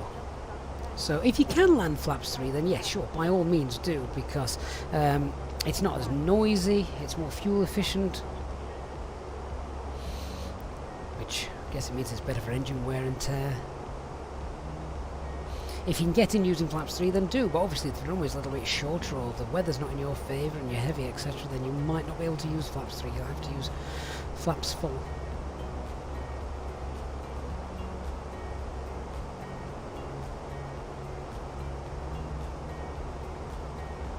And HDL will correct me on this, was it airline, was it standard operating procedure not to land flaps 3 for the A321, or have I made that up? You have to depart with flaps 2 for the A321 to avoid tail strikes.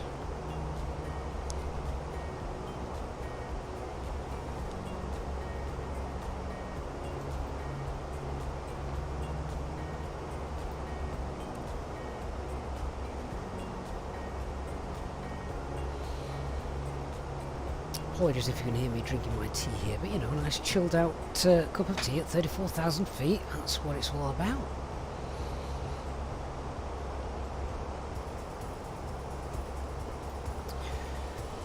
Let's have a look at this arrival, see what we have to contend with.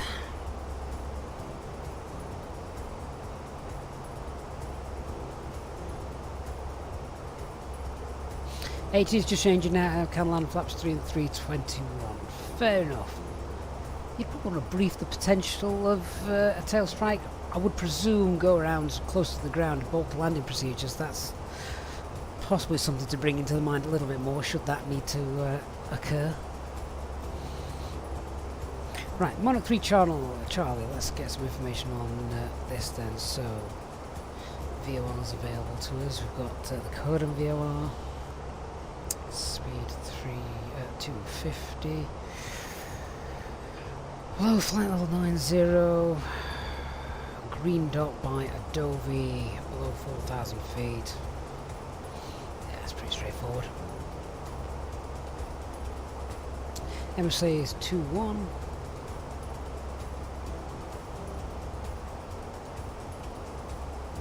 Direct routing may occur. Might cut off a little bit of track mileage, so be aware of that.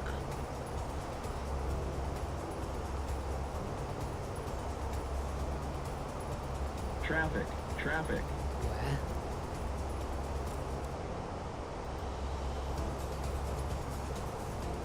Thousand feet above us. Seriously, where is all this traffic coming from today?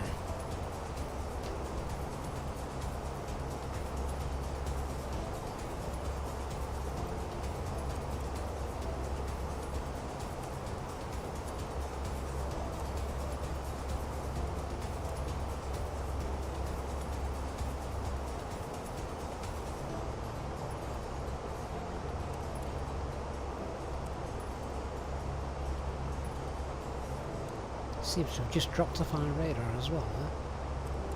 We'll keep an eye on that. Sorry, I'm flicking through the navigation display. Just realised I've got the iPad in the way, so you can't actually see it. Castrop VOR as well.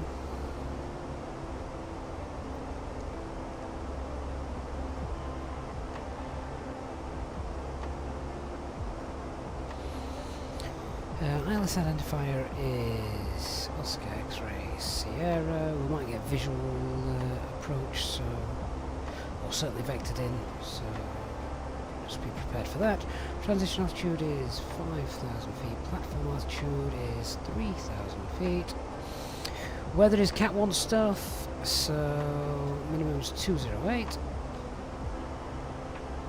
Elevation is 8 feet. Missed approach straight ahead, 500 feet or 1,000 ILSTV, whichever is later. Left turn 187-3000.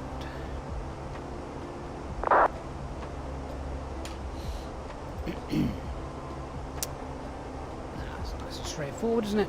And we've done the airport here many times, so vacating Bravo 5, Bravo 4, taxi Bravo, straight across, we'll park at sort of where whiskey is on your screens there.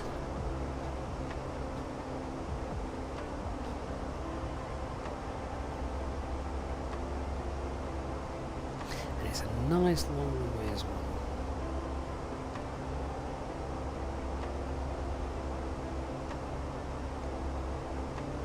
Latest metal there as well is 1027 for the QNH.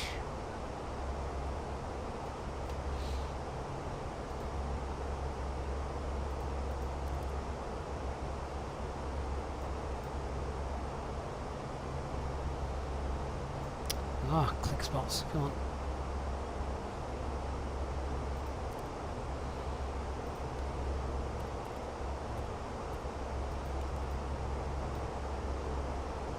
I'm going to link these up as well in the sim because that was annoying when I got a ECAM memo message saying that they weren't synced.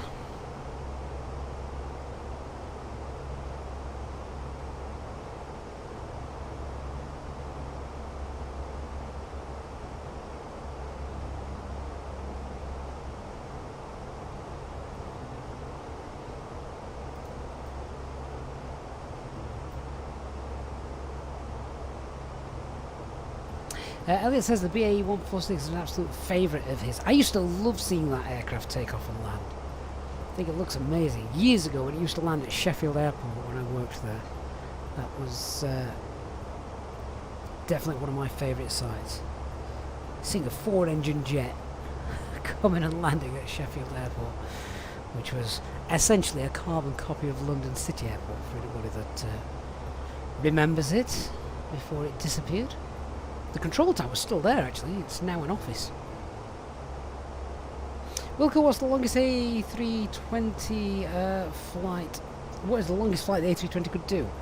It depends how heavy it is. I mean, it can cross the Atlantic if it hasn't got anyone on it. BMLog, did I ever experience Concorde? Not in the air, sadly. Old novice showing my age. I know.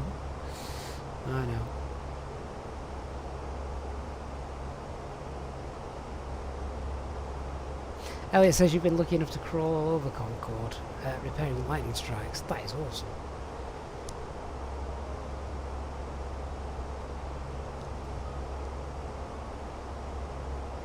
Jimmy, Microsoft Flight Simulator 2024 will be not an update, it is a standalone new simulator. But they say all the aircraft that works in 2020 should work in 2024. Oh, Elliot, you're not talking about Concorde, the 146. I did wonder how Concorde got in and out of Exeter. I mean, I don't know Exeter that well, but it's not the biggest runway, is it?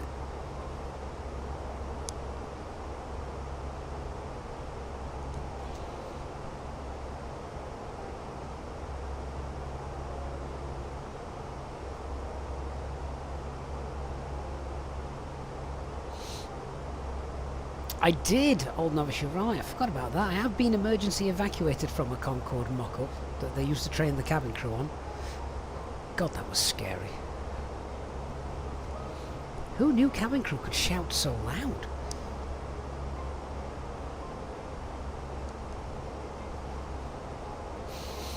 Musical, will you have to rebuy Microsoft Flight Simulator? Yes, it's a brand new version, it's not an upgrade, so it is brand new. CBM look, I'm forgetting now that I'm slowly getting old because I saw Concorde take off several times and land several times in real life, and I forget now that, you know, sort of youngsters coming through loving the world of aviation, which is great. Never got to appreciate Concorde. I'm still in the mindset that everyone must have seen Concorde take it off. There can't be people around that haven't, surely, but yes, of course, that is indeed the case. I think it is the realisation that I'm slowly getting older.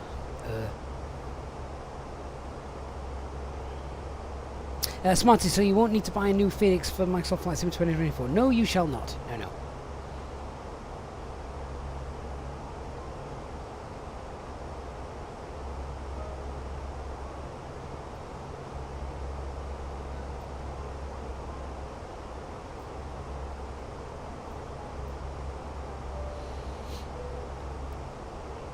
One of the things I always remember with Concorde taking off, particularly down at Heathrow, where, you know, it's busy, it didn't matter how many times you'd seen Concorde depart or land. When Concorde, especially when Concorde took off, my God, it was loud. But when Concorde took off, everybody stopped what they were doing and watched. If you were walking on the street, you just stopped and watched. Builders who were working on rooftops or whatever, they just stopped and watched. Everyone down tools for 60 seconds to just enjoy that sight. It was a sight that you could never ever get tired of seeing. It was amazing.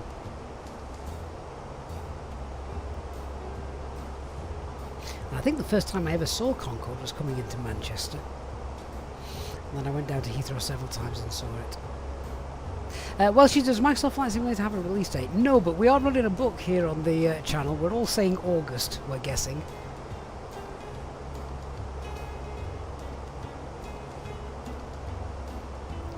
Rick says you saw Concorde take off from Heathrow. Once the roar of the engines died down, all you heard were hundreds of car alarms going off.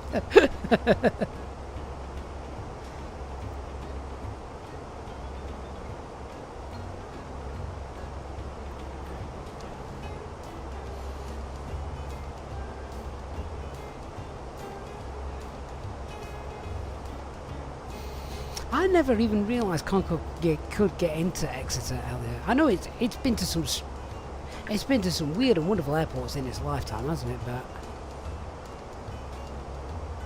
of course, when you think about it as well, Concorde wasn't a large aircraft, but it was a fast aircraft. You know, it had to land at quite a quick speed and also depart at a quick speed.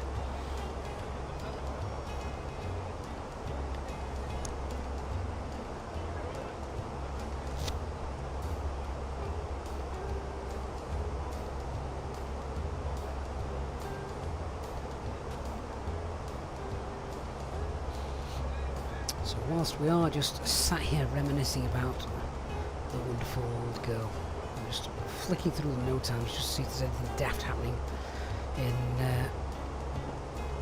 Castrop this evening.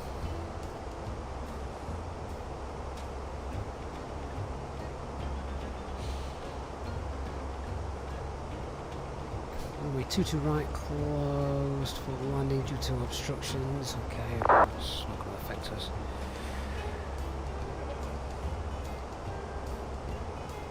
corrected declared distances for runway 22 left. So landing distances, oh, they've only changed by a couple of meters, that's not going to affect us.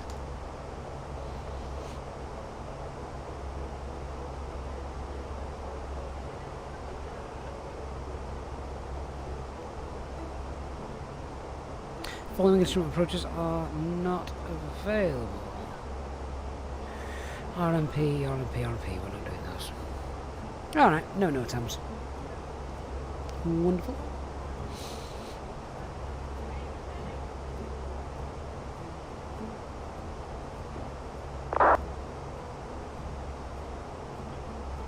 Phil Saunders says it was at Brand Hatch once when Conco did a low-level fly past. That noise was insane, yeah.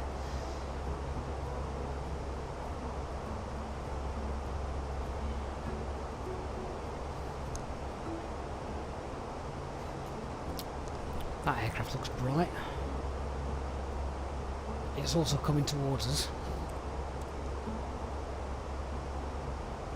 But it's 1,500 feet above us. As is that aircraft in front of it. Oh, that's interesting. That's a sight you don't want to see.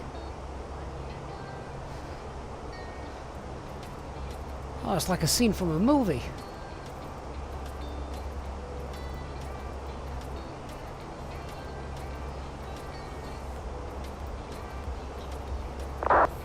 Oh, they're both still there, it's okay.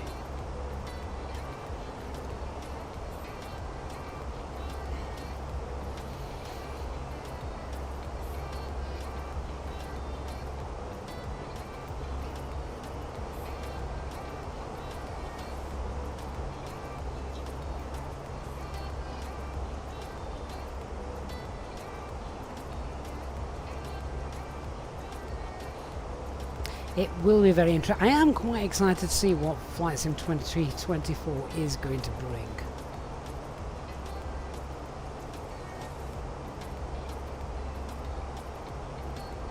Because they've got to bring something really good to make people make the jump, I think.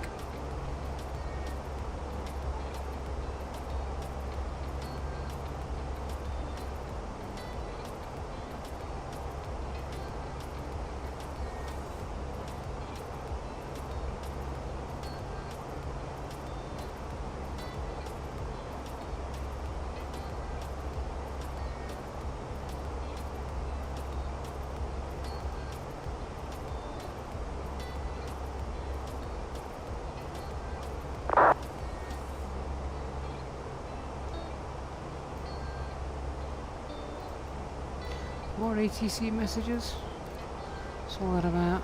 I'm a child of God. Oh, bless you. Oh, go and bug your father then.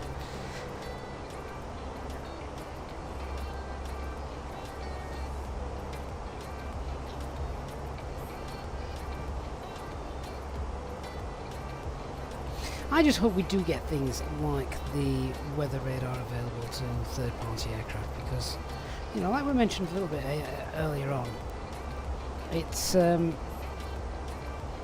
stuff like that that's really missing.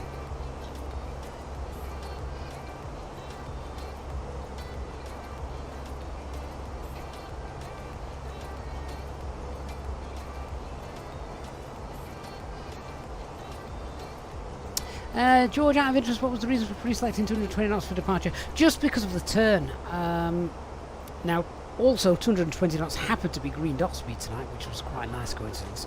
So we just flew the turn at green dot speed, which meant as the aircraft held that speed, it allowed the aircraft to climb quicker as well. It turned in the valley, so gets us up and away from the terrain a little bit quicker than accelerating away.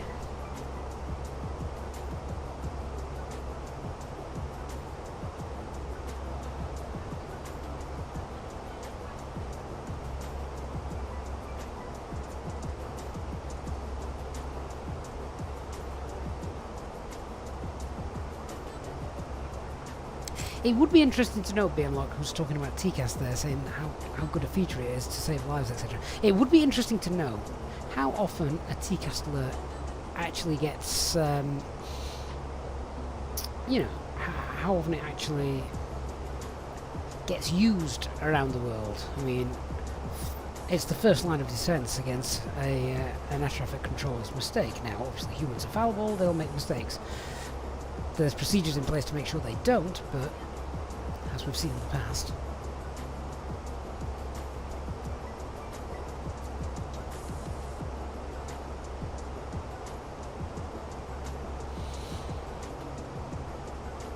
Georgia, was it not programmed into the box with the SID then?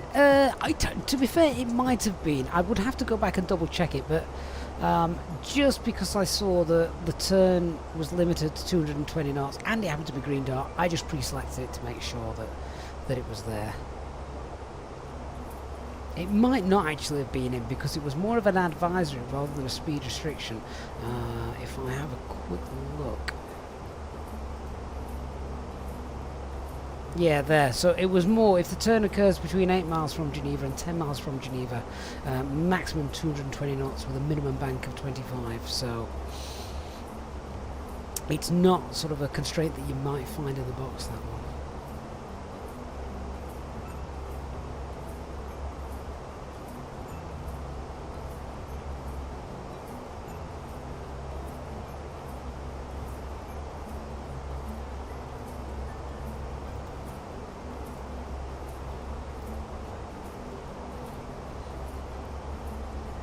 Oh, we're going to have to brief soon, aren't we?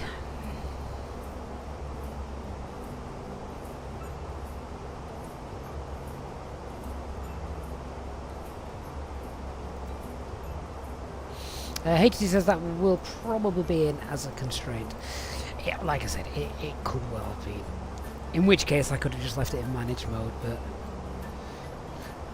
I just pre-selected it and then we got it. Plus, by the time we'd done the turn, we were above 10,000 feet. We were quite happy, so that's when we. That's how we briefed we were going to fly the departure. It worked for us. We didn't crash into anything.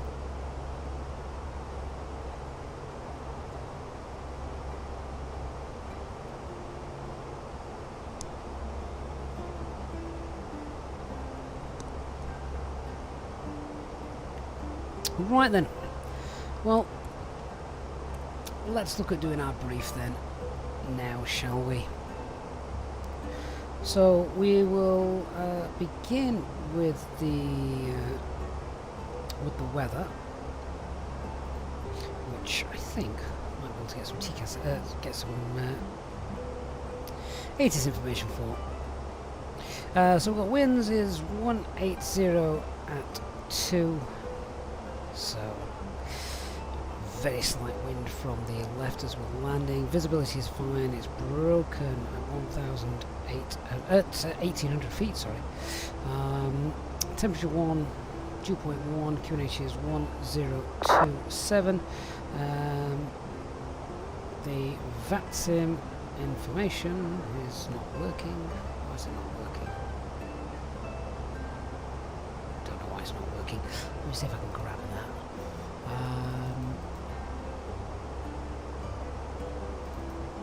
That's VATSIM information November that we've got today.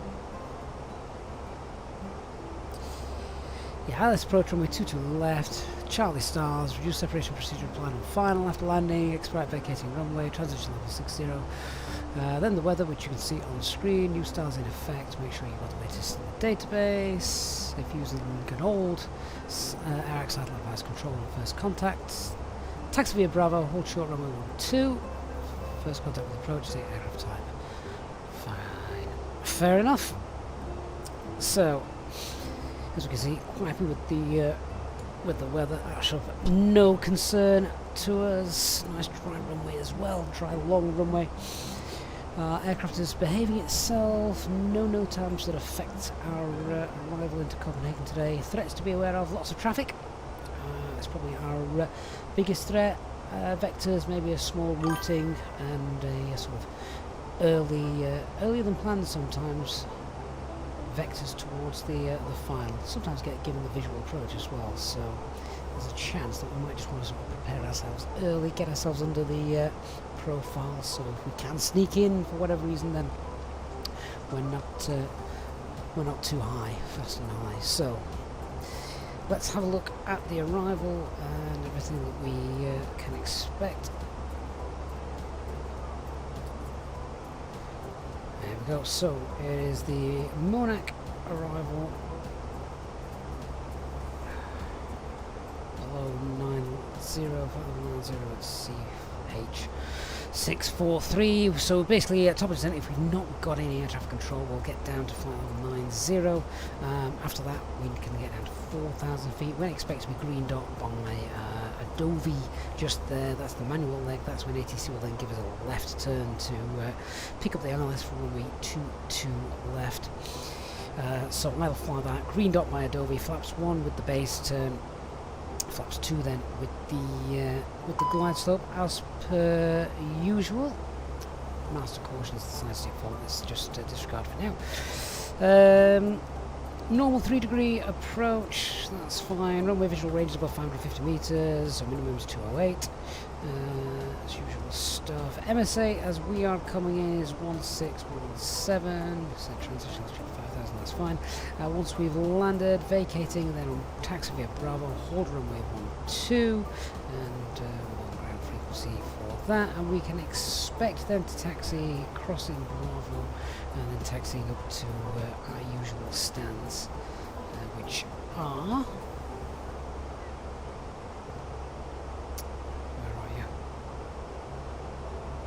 There we go. Yeah, so we can expect Bravo, Romeo Sierra Whiskey, and one of the Foxtrot stands around there. So that's our plan for the get-in and where we go once we've landed. So if we need to go around 500 feet or 1 mile LSDME, whichever is later, it's left turn 187 and missed approach altitude is 3,000 feet. Informing air traffic control, that's fine. Nav aids, we've got Castrop and LDA. So that's all the information off there. Let's grab... let's go through the box and just make sure that we've got everything set up here. So the flight plan we've been through, we know that's all fine. RadNav page, which I've not cleared out. Set those up. LDA not in range? Not in the database? Might be LAD. No, it's not LAD. I'll double check that in a minute once cabin crew have just left us alone. Hello? Hi, Captain. I just wanted to come by and ask if everything was going okay. Yeah, all good, thanks. Give me a call if you need anything else. Right, where's that nav aid? I was going to pop in. CDA. What did I say? LDA. No, CDA.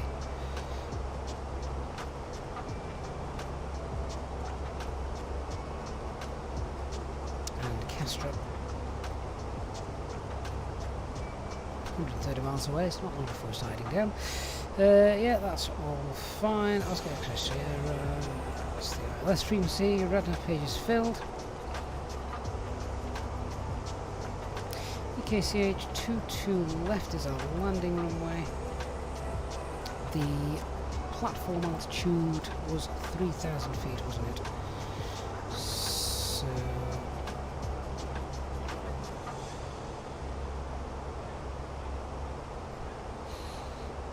runway 2 left. 9 mile radius around that to help with our descent planning. Just check where we are. Top of descent is about 30 miles away, that's fine, 35 miles away. Performance page then, let's fill in the information from here. QNH 1027, oops, what's happening there?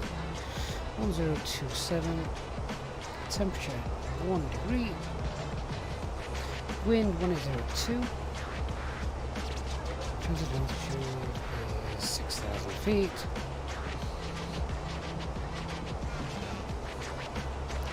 Minimums 208. Config 3 for landing. VATS 141, clean 225.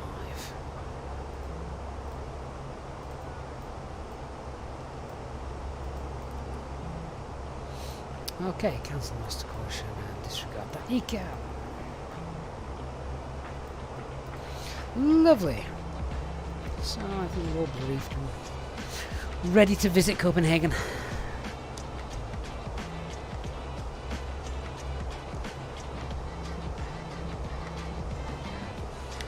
Hey Father Jack says, just remember, need to update his SimSmart performance calculator. So do I, Father Jack. I'm still running an old one.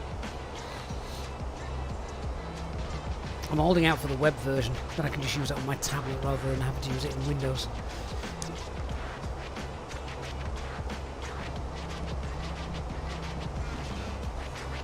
George, will we be flying a continuous descent and arrival as you pass the CDA VOR?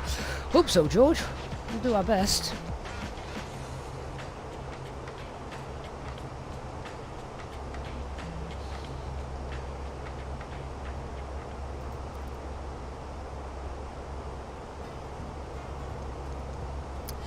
So we briefed the star, how we're going to configure it, the type of approach we got with the ILS approach 3 degrees, etc. Platform altitude 3,000 feet. We've looked at the minimum approach speeds, we're using auto brake low, we know we're vacating to the right, taxiing on Bravo, holding short, runway 12. Single engine taxi is going to be an option I think today, so start the time up once we've landed.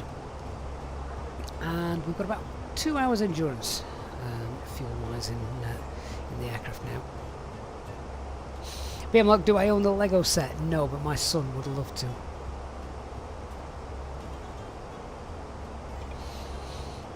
That old novice, you're retired now. You sleepless nights are par for the course because you don't have anything to do apart from program SimSmart.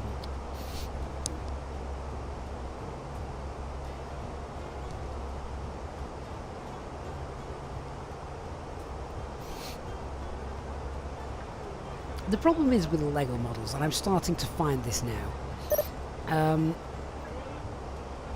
Lego models are great to build, but then where the heck do you store them?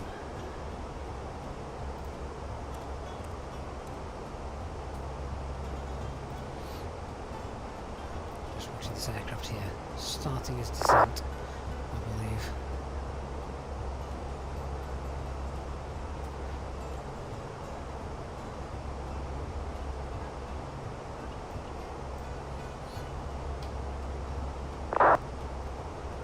Navy's going to descend in front of us. Let's just pull speed and we'll go Mach 0.74.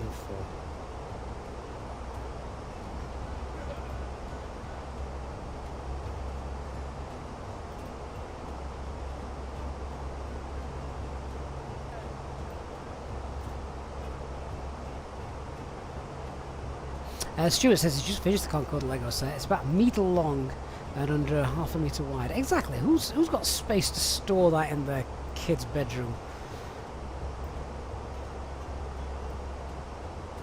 Hey Amagos, good afternoon to you.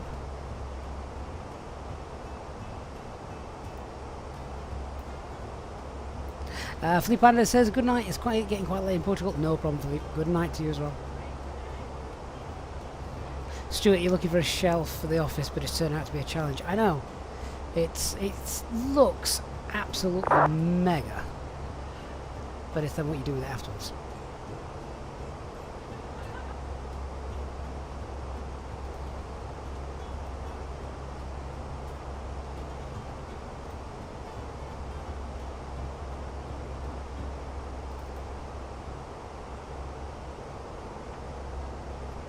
Beerlock says you could hang it from the ceiling.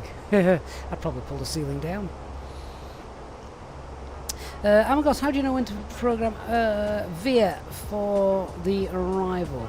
So the VIA is just your initial approach fix. You can usually work that out from the charts. However, a lot of initial approach fix happen to be the VOR nav aid on the, or some other sort of nav aid on the actual on the airfield itself, in which case you tend not to use the VIA because you just get vectored in rather than flying a full procedure.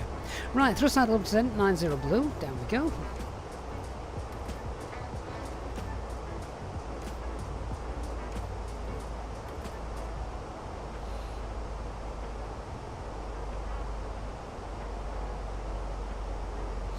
Stuart, you couldn't risk it. You'd be devastated if it dropped. I know. Could you imagine? Could you imagine all that work? And then all the pieces left afterwards. Yeah, you'd have to take it apart, start again. Trying to fix that would just be impossible, wouldn't it?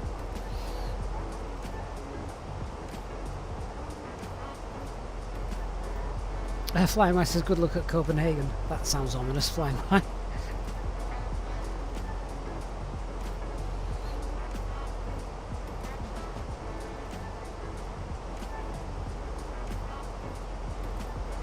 Let's just increase the speed a little bit and we can get back onto this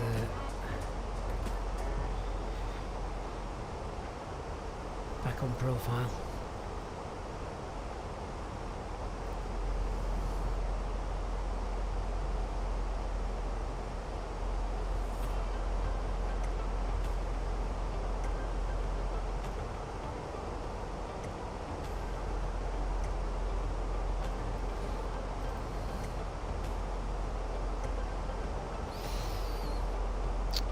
Just keeping an eye on the temperature. A nice little cloud layer here.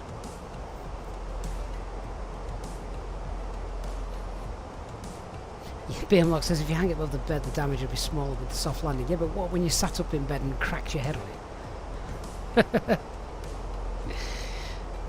Knocked you out and destroyed your Lego set.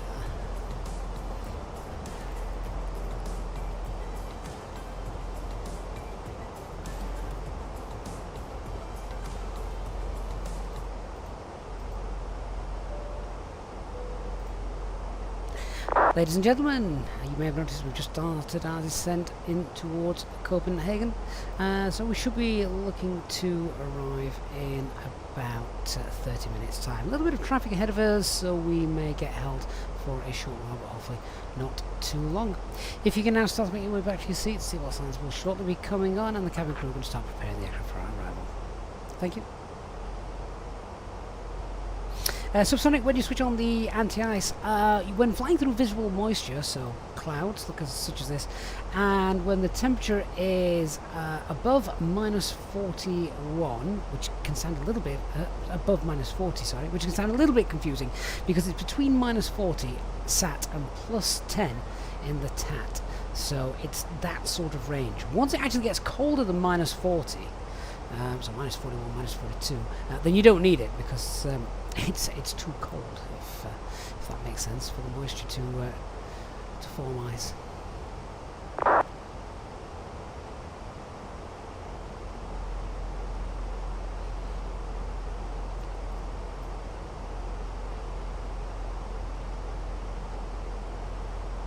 Right, we're going to get on the approach frequency 19805.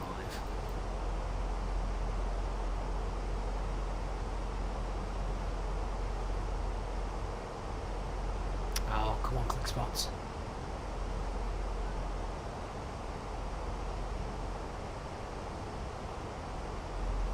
So I'm just checking on the correct approach here.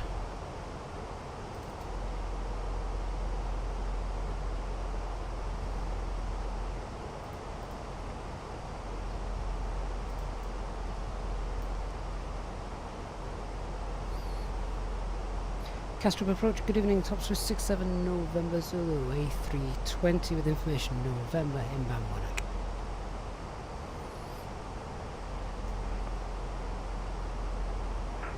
Top 367 November Zulu, good evening, turn left heading 350. Left heading 350, top Swiss 67 November Zulu. 367 November Zulu, descend and maintain flight level 80. Then maintain flight level 80 for top Swiss 67 November Zulu. Level 80 blue, heading 350.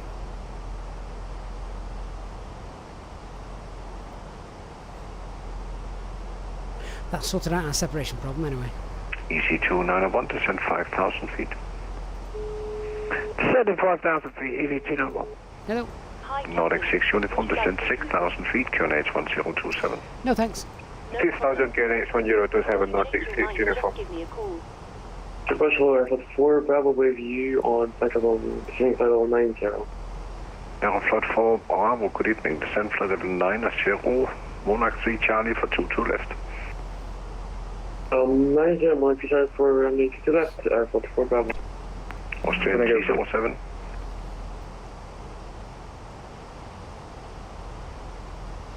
I think we're a bit of a cloud there, aren't we? We can see the strobes flashing.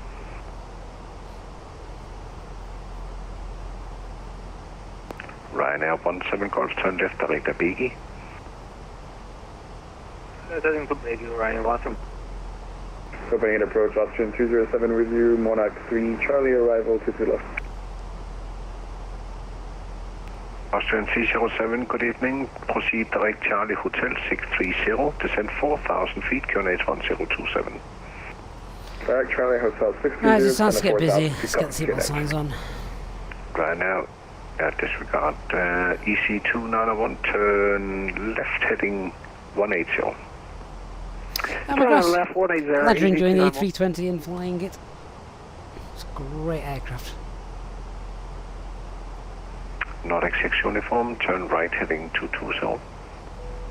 Right heading 220, Nordic 6 uniform.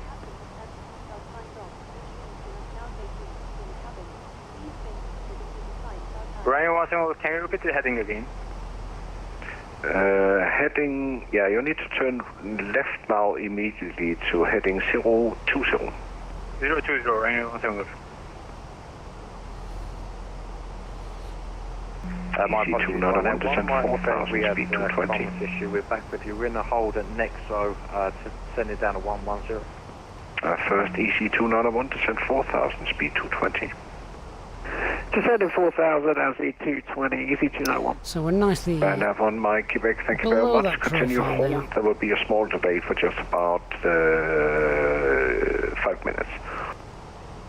So Okay, we'll no worries. just Continue hold reduce with that rate that level we're going down. 110, So Ryanair 1 just Mike Quebec. select speed 270. Navy 147. That's going to be 147 on frequency. Good evening, descend flight level 80. Level 080, it's going to be Expect a 147. right-hand turn now, or a direct. Nordic 6 uniform, One of these turn left now to waypoints in a heading moment on the star. 190. Left heading 190, Nordic 6 uniform.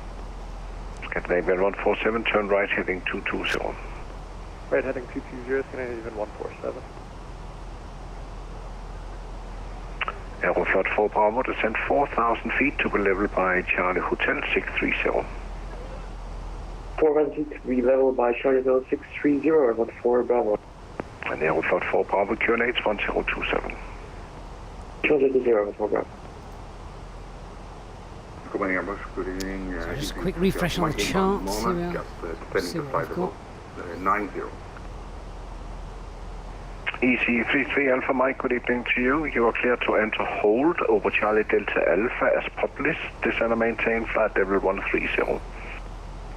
To hold at Charlie Delta Alpha public. And looking flight level 130. at the direction we're travelling, the altitude we're getting down to. Ryanair 1 Mike Probably Quebec, descend flight can level just 90. arrest that descent Not rate if a you're little Ryanair bit. 1 Mike Quebec. We'll keep the speed up, but no point getting down. Ryanair Too soon. 17 Golf, turn right heading 045. There's getting down beneath the profile, and then there's just trundling along the 045. 8,000 feet, which I don't really want to do. EC291, turn left direct Abegi. Turning left direct to Abegi. EC291. Ryanair 17 Golf, contact final 120.205. 205. Nordic 6 uniform, descend 5,000 feet, So- speed 220. HD, what I was thinking, he's taking us Speed 220, Nordic right 6 off uniform. this star. Scandinavian 147, I'm thinking he's gonna route us round this way. 1027. And as you say, 6,000, once we're visual, 1027, Scandinavian there you go. 147. go land. Ryanair 1 Mike Quebec, cancel hold, turn right, proceed direct Nexo, descend 4,000 feet, So QNH miles off the 1027. approach that we had planned now. Exit holds right on the next side, down at 4,000, QNH 1027, Ryanair 1 Mike Quebec. EC67 November Zulu, descend and maintain 5,000 feet, QNH 1027. Descend altitude 5,000, QNH 1027 for top Swiss 67 November Zulu. It's top Swiss, and I think I told you you were Easyjet. Big mistake from me, sorry about that. We thought you were talking to us. Yeah. Scandinavian 147, left turn, heading 190. QNH then 1027, 5000 blue. Austrian 307, contact final And approach checklist. 120.205 with the call sign on. So QNH 1027, seatbelts 120, are on, thank you very much. Bye-bye. minimums 208, Bye. auto brake low, EFB stowed. EC33 Alpha Mike, you know what? You can actually cancel the hold. Descent now, flight level 90, proceed direct Nexo. Cancelling hold, flight level 90, please advise the next for you. Put yourself, Mike, thank you. So thrust idle open descent again because we're going to be winding back down to 250 knots in a moment.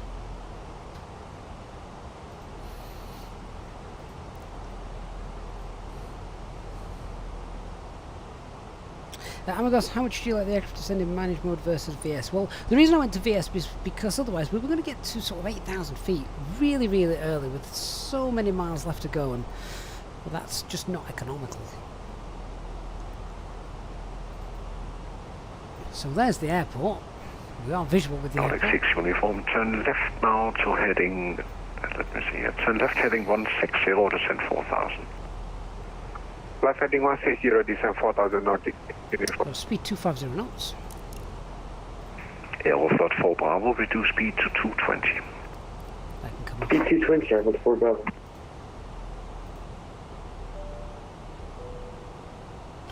Cabin crew, please prepare for landing. Hopefully.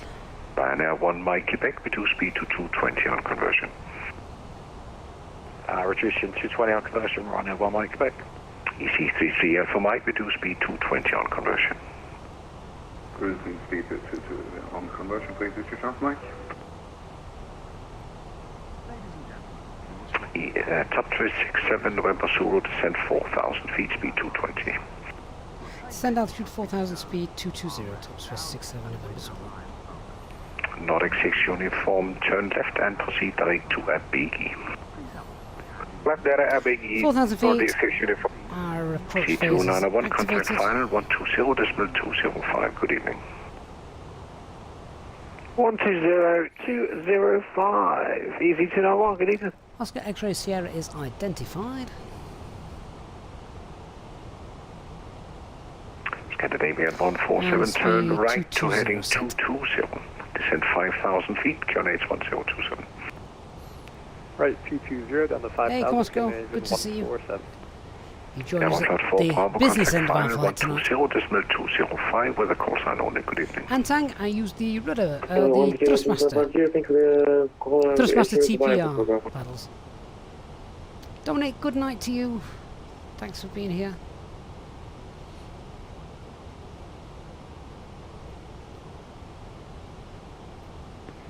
Top 367 November Zulu, turn right heading 070. Right heading 070, top Swiss 67 November Zulu.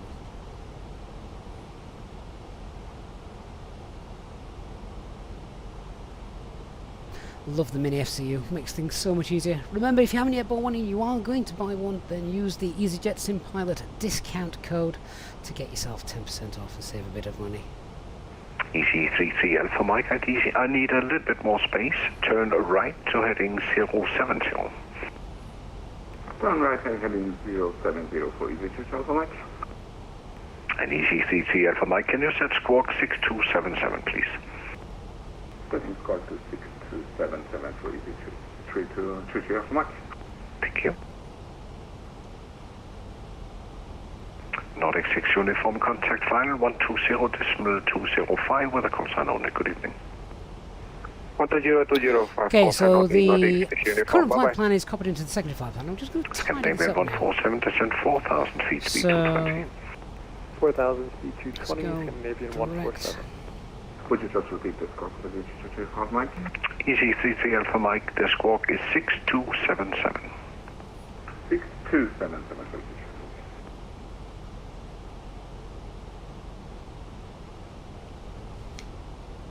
So that's just tied it up somewhat.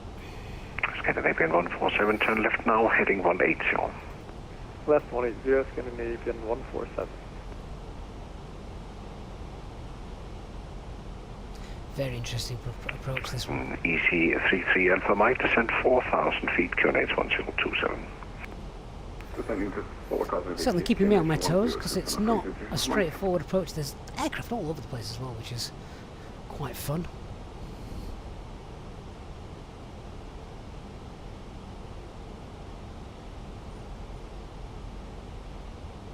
Hey Elk Chocolate, good to see you. What is this approach? Who knows? Right, I've got aircraft there. See on approach. I think there's another one around here. EC3 Alpha Mike, turn and left and proceed direct Charlie Hotel 636. 3 on file there. 1, 2. So I've just seen a third set of lights here. I'm expecting a left turn in a moment. Top to 67 November Zulu, turn left heading 045. There you go.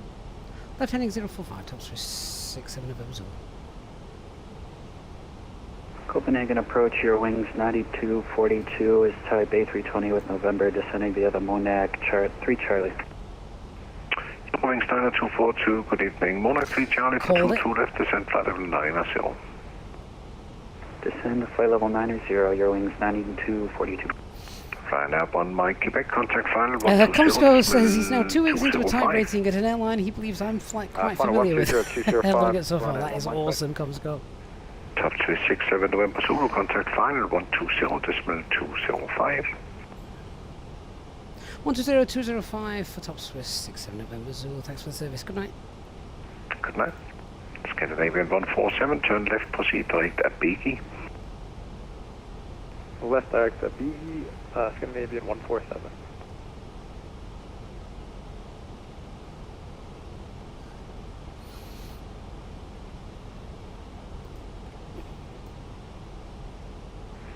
Finals right out 1 Mike Quebec with you leveling off at 4,000.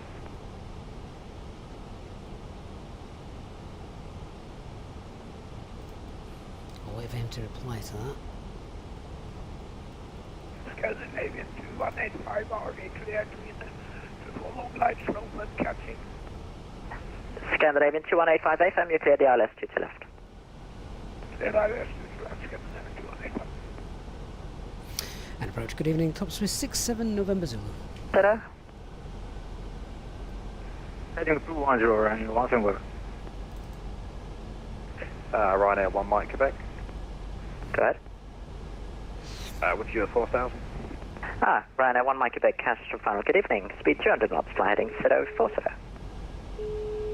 200 knots and 040 on ahead in Ryanair 1 Mike Quebec. Hi, Captain. We're ready EC 291, turn right heading 19, clear ILS 2 to left.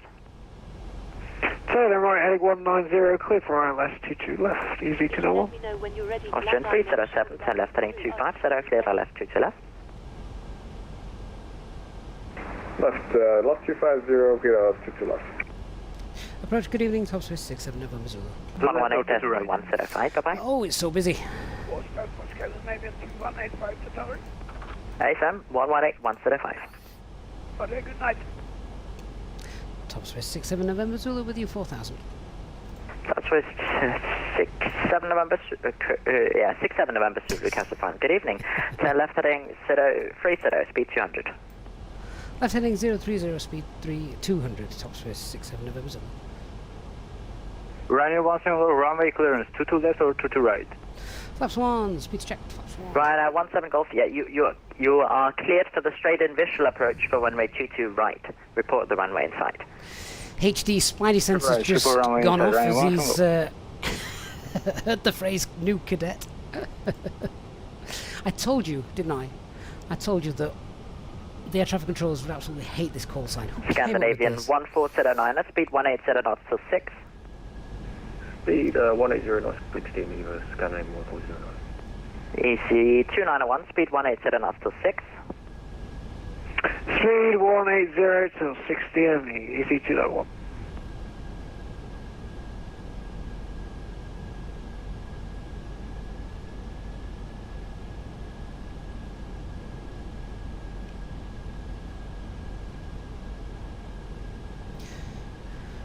So we're more or less just to be in the glide slope, as you can see.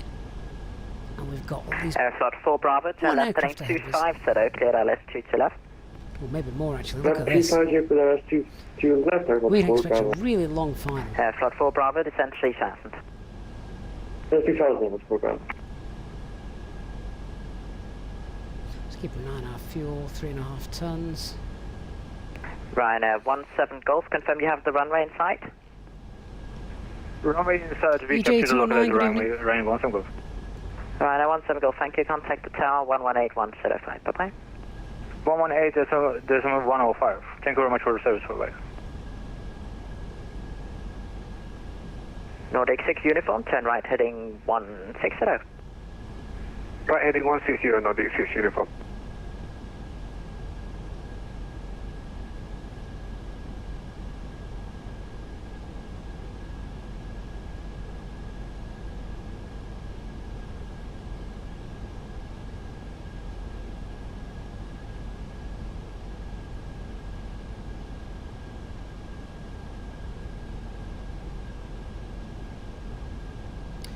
$20 miles out now. Scandinavian 1409, contact tower 118.105. Bye bye. Tower 118.105. Thank you very much, Canadian 1409. Copenhagen final, very good evening. 147, Mike, inbound for short 4000. 625 at flight level 40. Elk Chocolate, that's your First dream Scandinavian dash. What were you going to do? 147, Poison Castle Pile, good the evening. It's Big Vectors 2 poison the left, first break. officer? Easy 33 Alpha Mike, Copenhagen Correction Castle Final, good evening. Turn right heading 040, speed 200. Be easy to find the Turn right 120k. heading 040, speed 200 for you, Mike.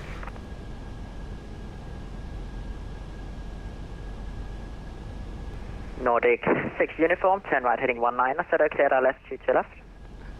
Right heading 190, clear ILS to left, Nordic 6 uniform. Hey Kieran, good evening. Red nose 4167, contact tower 118.105. Bye bye. 118.105 Nordic, and on Nordic Air Reynolds 4167. Thank you very much for the good job, bye bye. Bye bye. Alright, so I'm reckoning about a 26-27 mile final at I guess. Told you there was no need to get down earlier. We're still trundling along at 4,000 feet. Hey Wise Hat, good to see you again.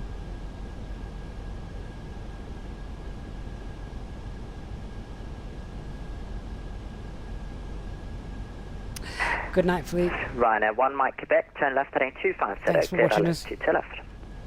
Gonzo, good evening. Heading 250, clear for the ILS 22 left, Ryanair 1 Mike Quebec.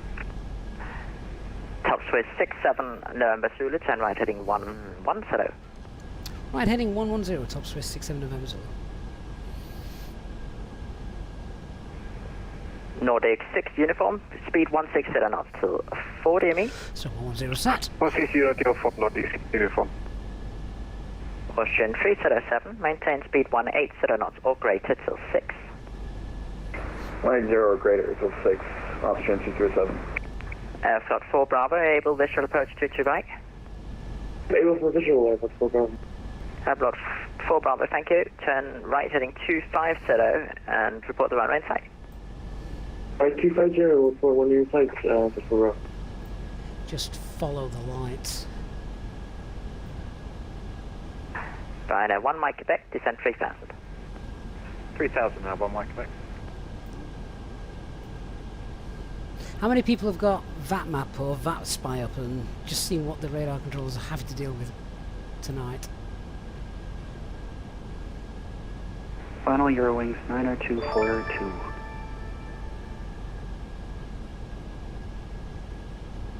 Otto, good evening, sir. Mate, thank you so much for gifting 5 Easyjet pilot channel memberships. Welcome to our new channel members, courtesy of Otto. Thank you so much, Otto. I really do appreciate that tonight. Very generous of you as always. Station calling constant.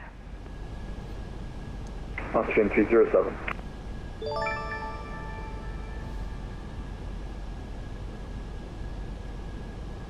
Airflot 4 Bravo, runway is in sight.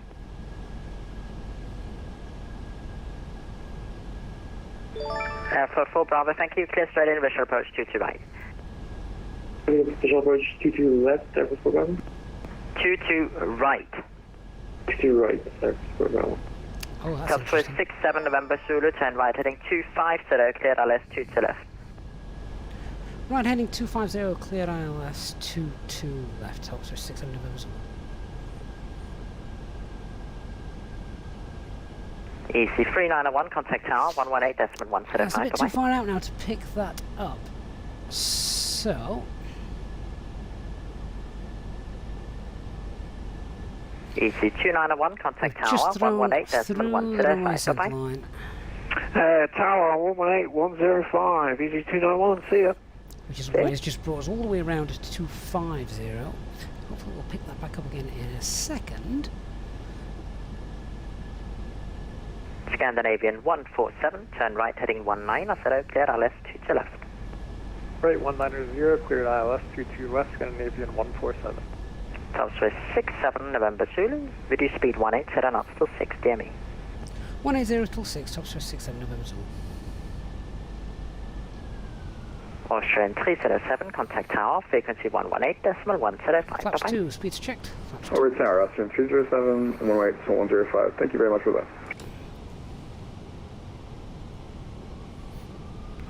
Float 4 Bravo, contact tower, frequency 118.105. Safe landing. 105, thank you for the service of wire for Bravo. Okay, so I've just Right, gone one Mike, Quebec, speed 18, set knots till 6. to the final fix. Run a So we'll now fly down the runway centre line. Your that wings way 90242, cash and to become final. established. We're here, your wings 90242. 3,000 feet here. Your wings and we'll be on the 90242, glide thank slope. you. Fly heading 040, speed 220 knots. 040, speed 220, your wings 90242. EC33 Alpha Mike, turn left heading 300. Turn left heading 300 for easy to Alpha Mike. Scandinavian 147, reduce speed So we're 16 now knots till glide 4 slope up DME. with Cat 3 dual autopilot 1 160 and till 2. 4 for Scandinavian 147.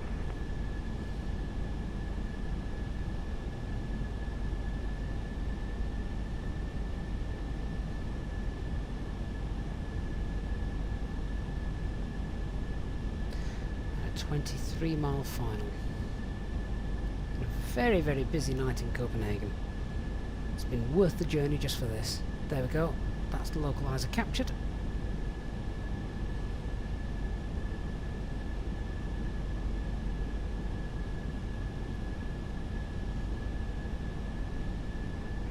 EC33 Alpha Mike, reduce speed 180 knots till 6 DME.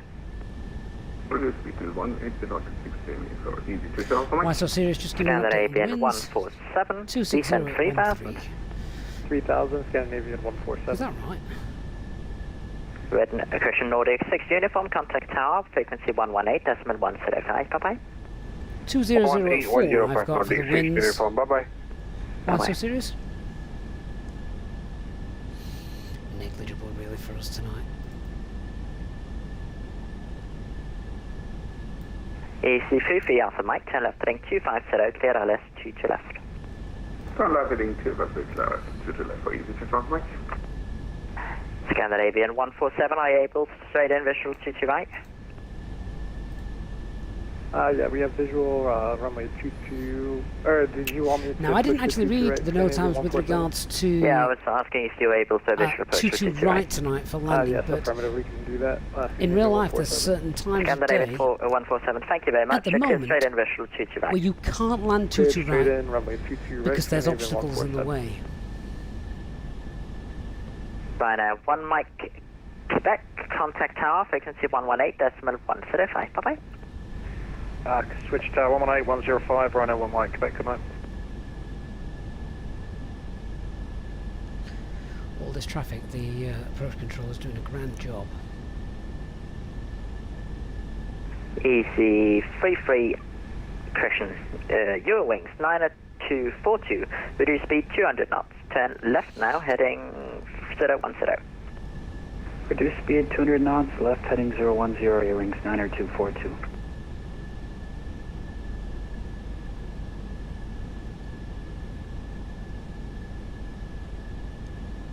Right, let's get the cabin crew seated then. Cabin crew seats for landing. It must be busy if they're making aircraft land 22 right tonight.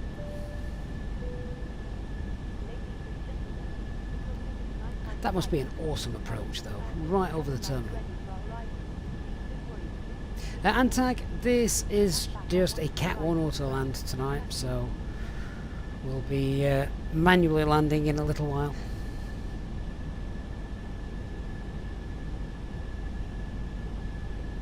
But a Cat 2 is an auto land. Usually a Cat 2 is an auto land. Company standard operating procedures usually dictate that if it's a Cat 2 conditions, then an auto land is required.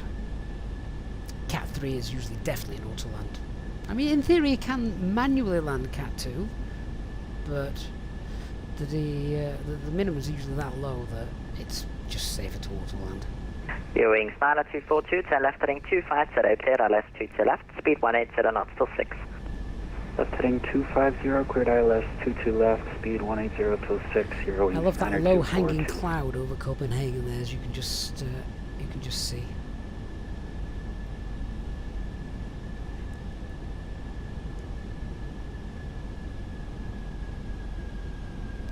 Glide slopes captured.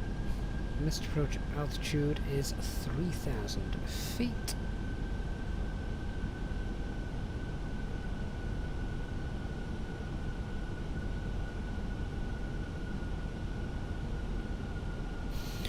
Reminder, the go around is a left turn 187 and 3,000 feet in form ATC.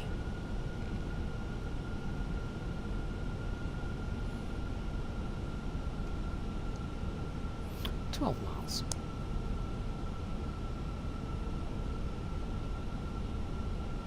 This must be one of the longest finals we've ever done.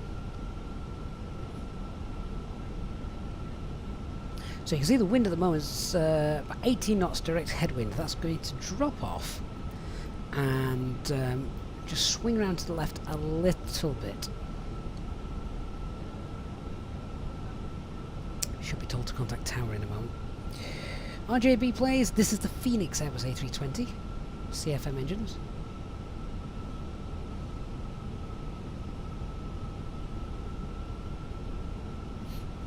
The approach frequency has just gone very quiet.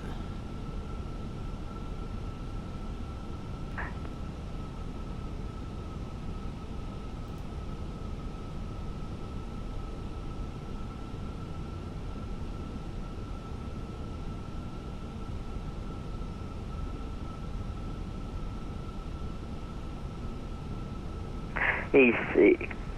Top Swiss.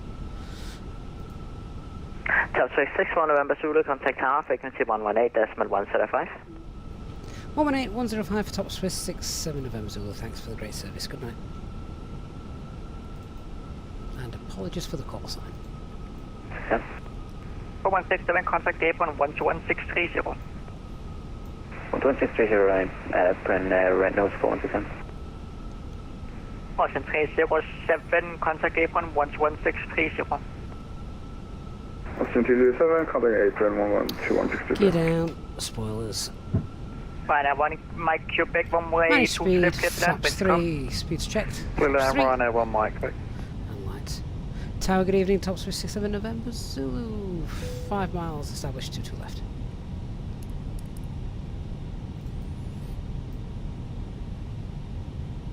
Tower 67 November Zulu, tower, no continue approach. Continue approach, Top Swiss 67 November Zulu. How many syllables did this call sign have? Right, I'm just checking. We've got the ground 12163 waiting for us.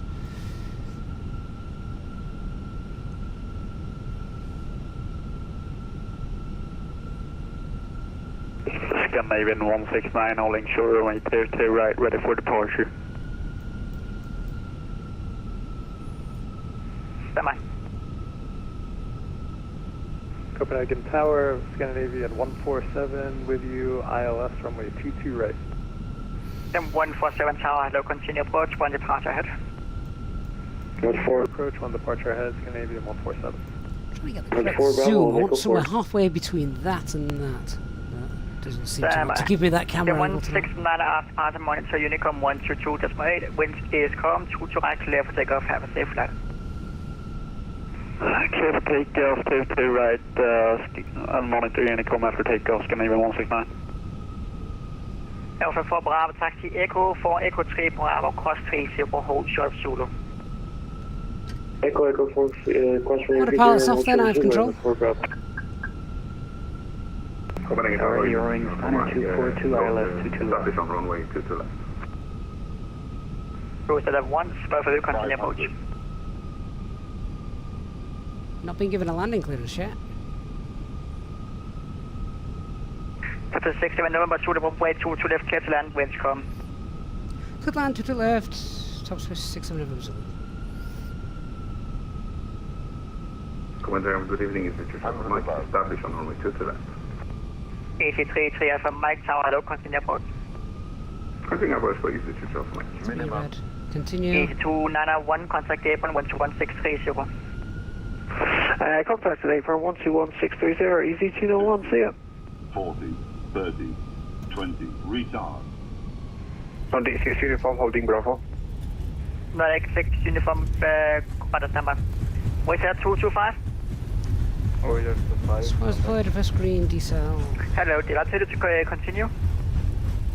Manual brakes.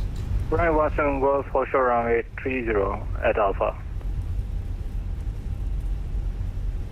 Stand by. Wait here, 225, right turn on Delta, hold shut of Alpha.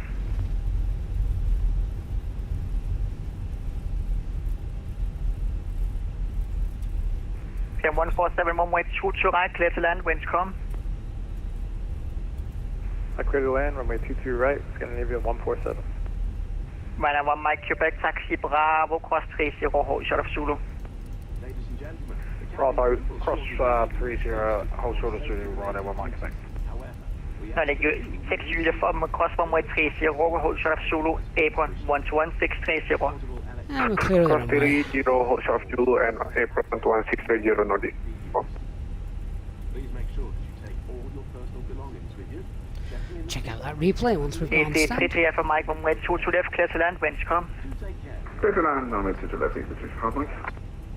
With that 225 for position. That's holding point runway 22 left. Crew, it has been our pleasure looking after you today. Our ground crew will help That was a nice long approach. 67 wasn't November it? Zulu, taxi Bravo, cross 30, hold short of Zulu. destination information. Check out our Taxi Bravo, cross 30, hold short Zulu, for top speed 67 November Zulu.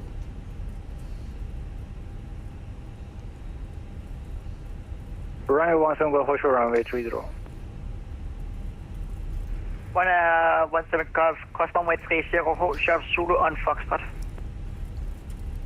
Cross runway 30. So all our lights are off already. Start the APU.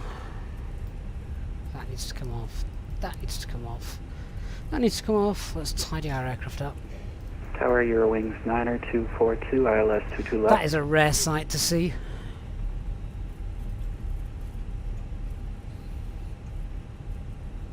A very rare sight to see.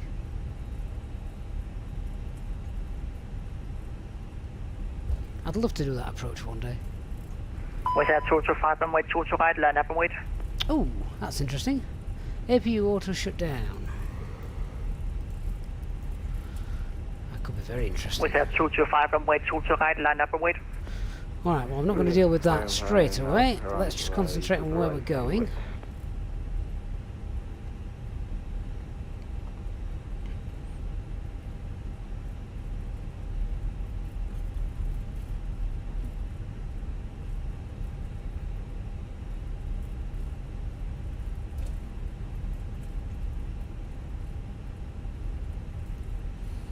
So we're holding short of Zulu. Cross runway 12, hold short Zulu. That's fine. Your wings standard 242. Go ahead, your wings center 242. Okay, APU's auto shut down. We can try it once more. I call. think we'll try it twice more actually. Clear to land, 3 22 left, your chances wings and center then 242. it's not happening. I didn't break it. I only turned it on. Okay, cancel master caution. Runway 1 Mike Quebec at Zulu. And let's clear recap. Runway 1 Mike Quebec, contact apron 121630. 1121630, cheers. Ryan Watson, go for runway 30 via Zulu. Runway We're on a 1 runway, but it's Golf, not an contact active apron one, so 121630. let's try again. 11630 Ryan Watson, go. With that 225 after departure, monitor Unicom. Wind is come runway 22 right, left, take off, have a safe flight.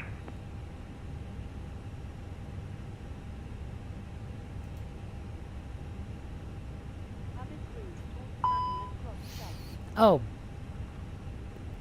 Boom.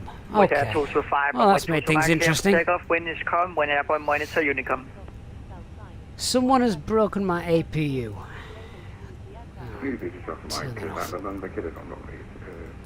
Cancel master caution. With a 33 Alpha Mike, taxi by Right, clear you can. 30, hold short of Zulu.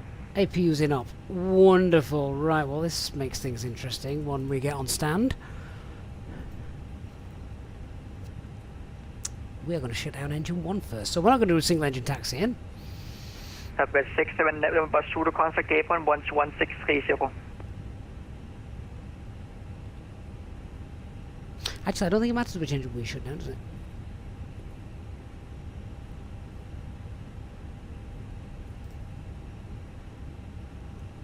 And top space on the over to ground 121630. Thanks for the service. Good night.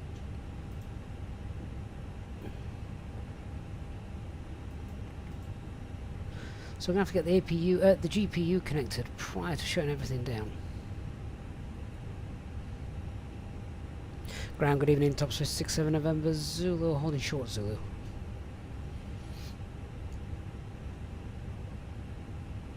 Southwest 67 November Zulu allows you taxi via Bravo, Romeo and Whiskey for Foxtrot 1. Bravo, Romeo, Whiskey, Foxtrot 1, top space 67 November Zulu.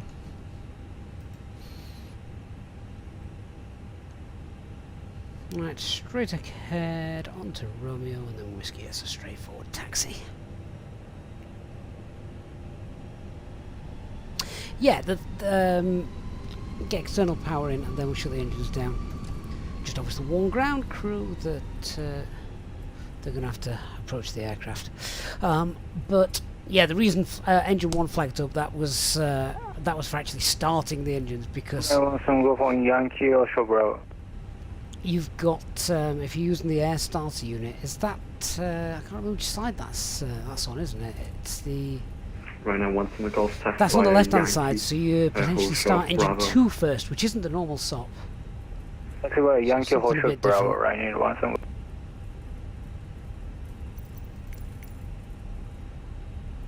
Well, that's for the next crew to deal with. Not my problem.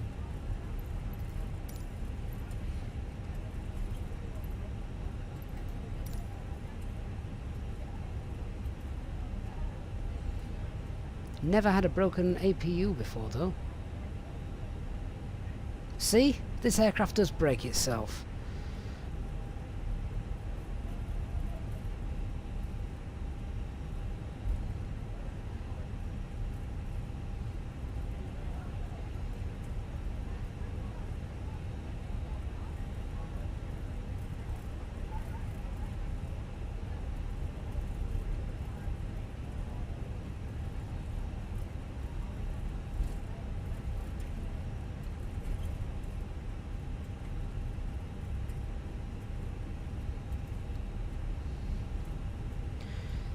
Okay, so that's Whiskey. We got Foxtrot 1 just here on the left.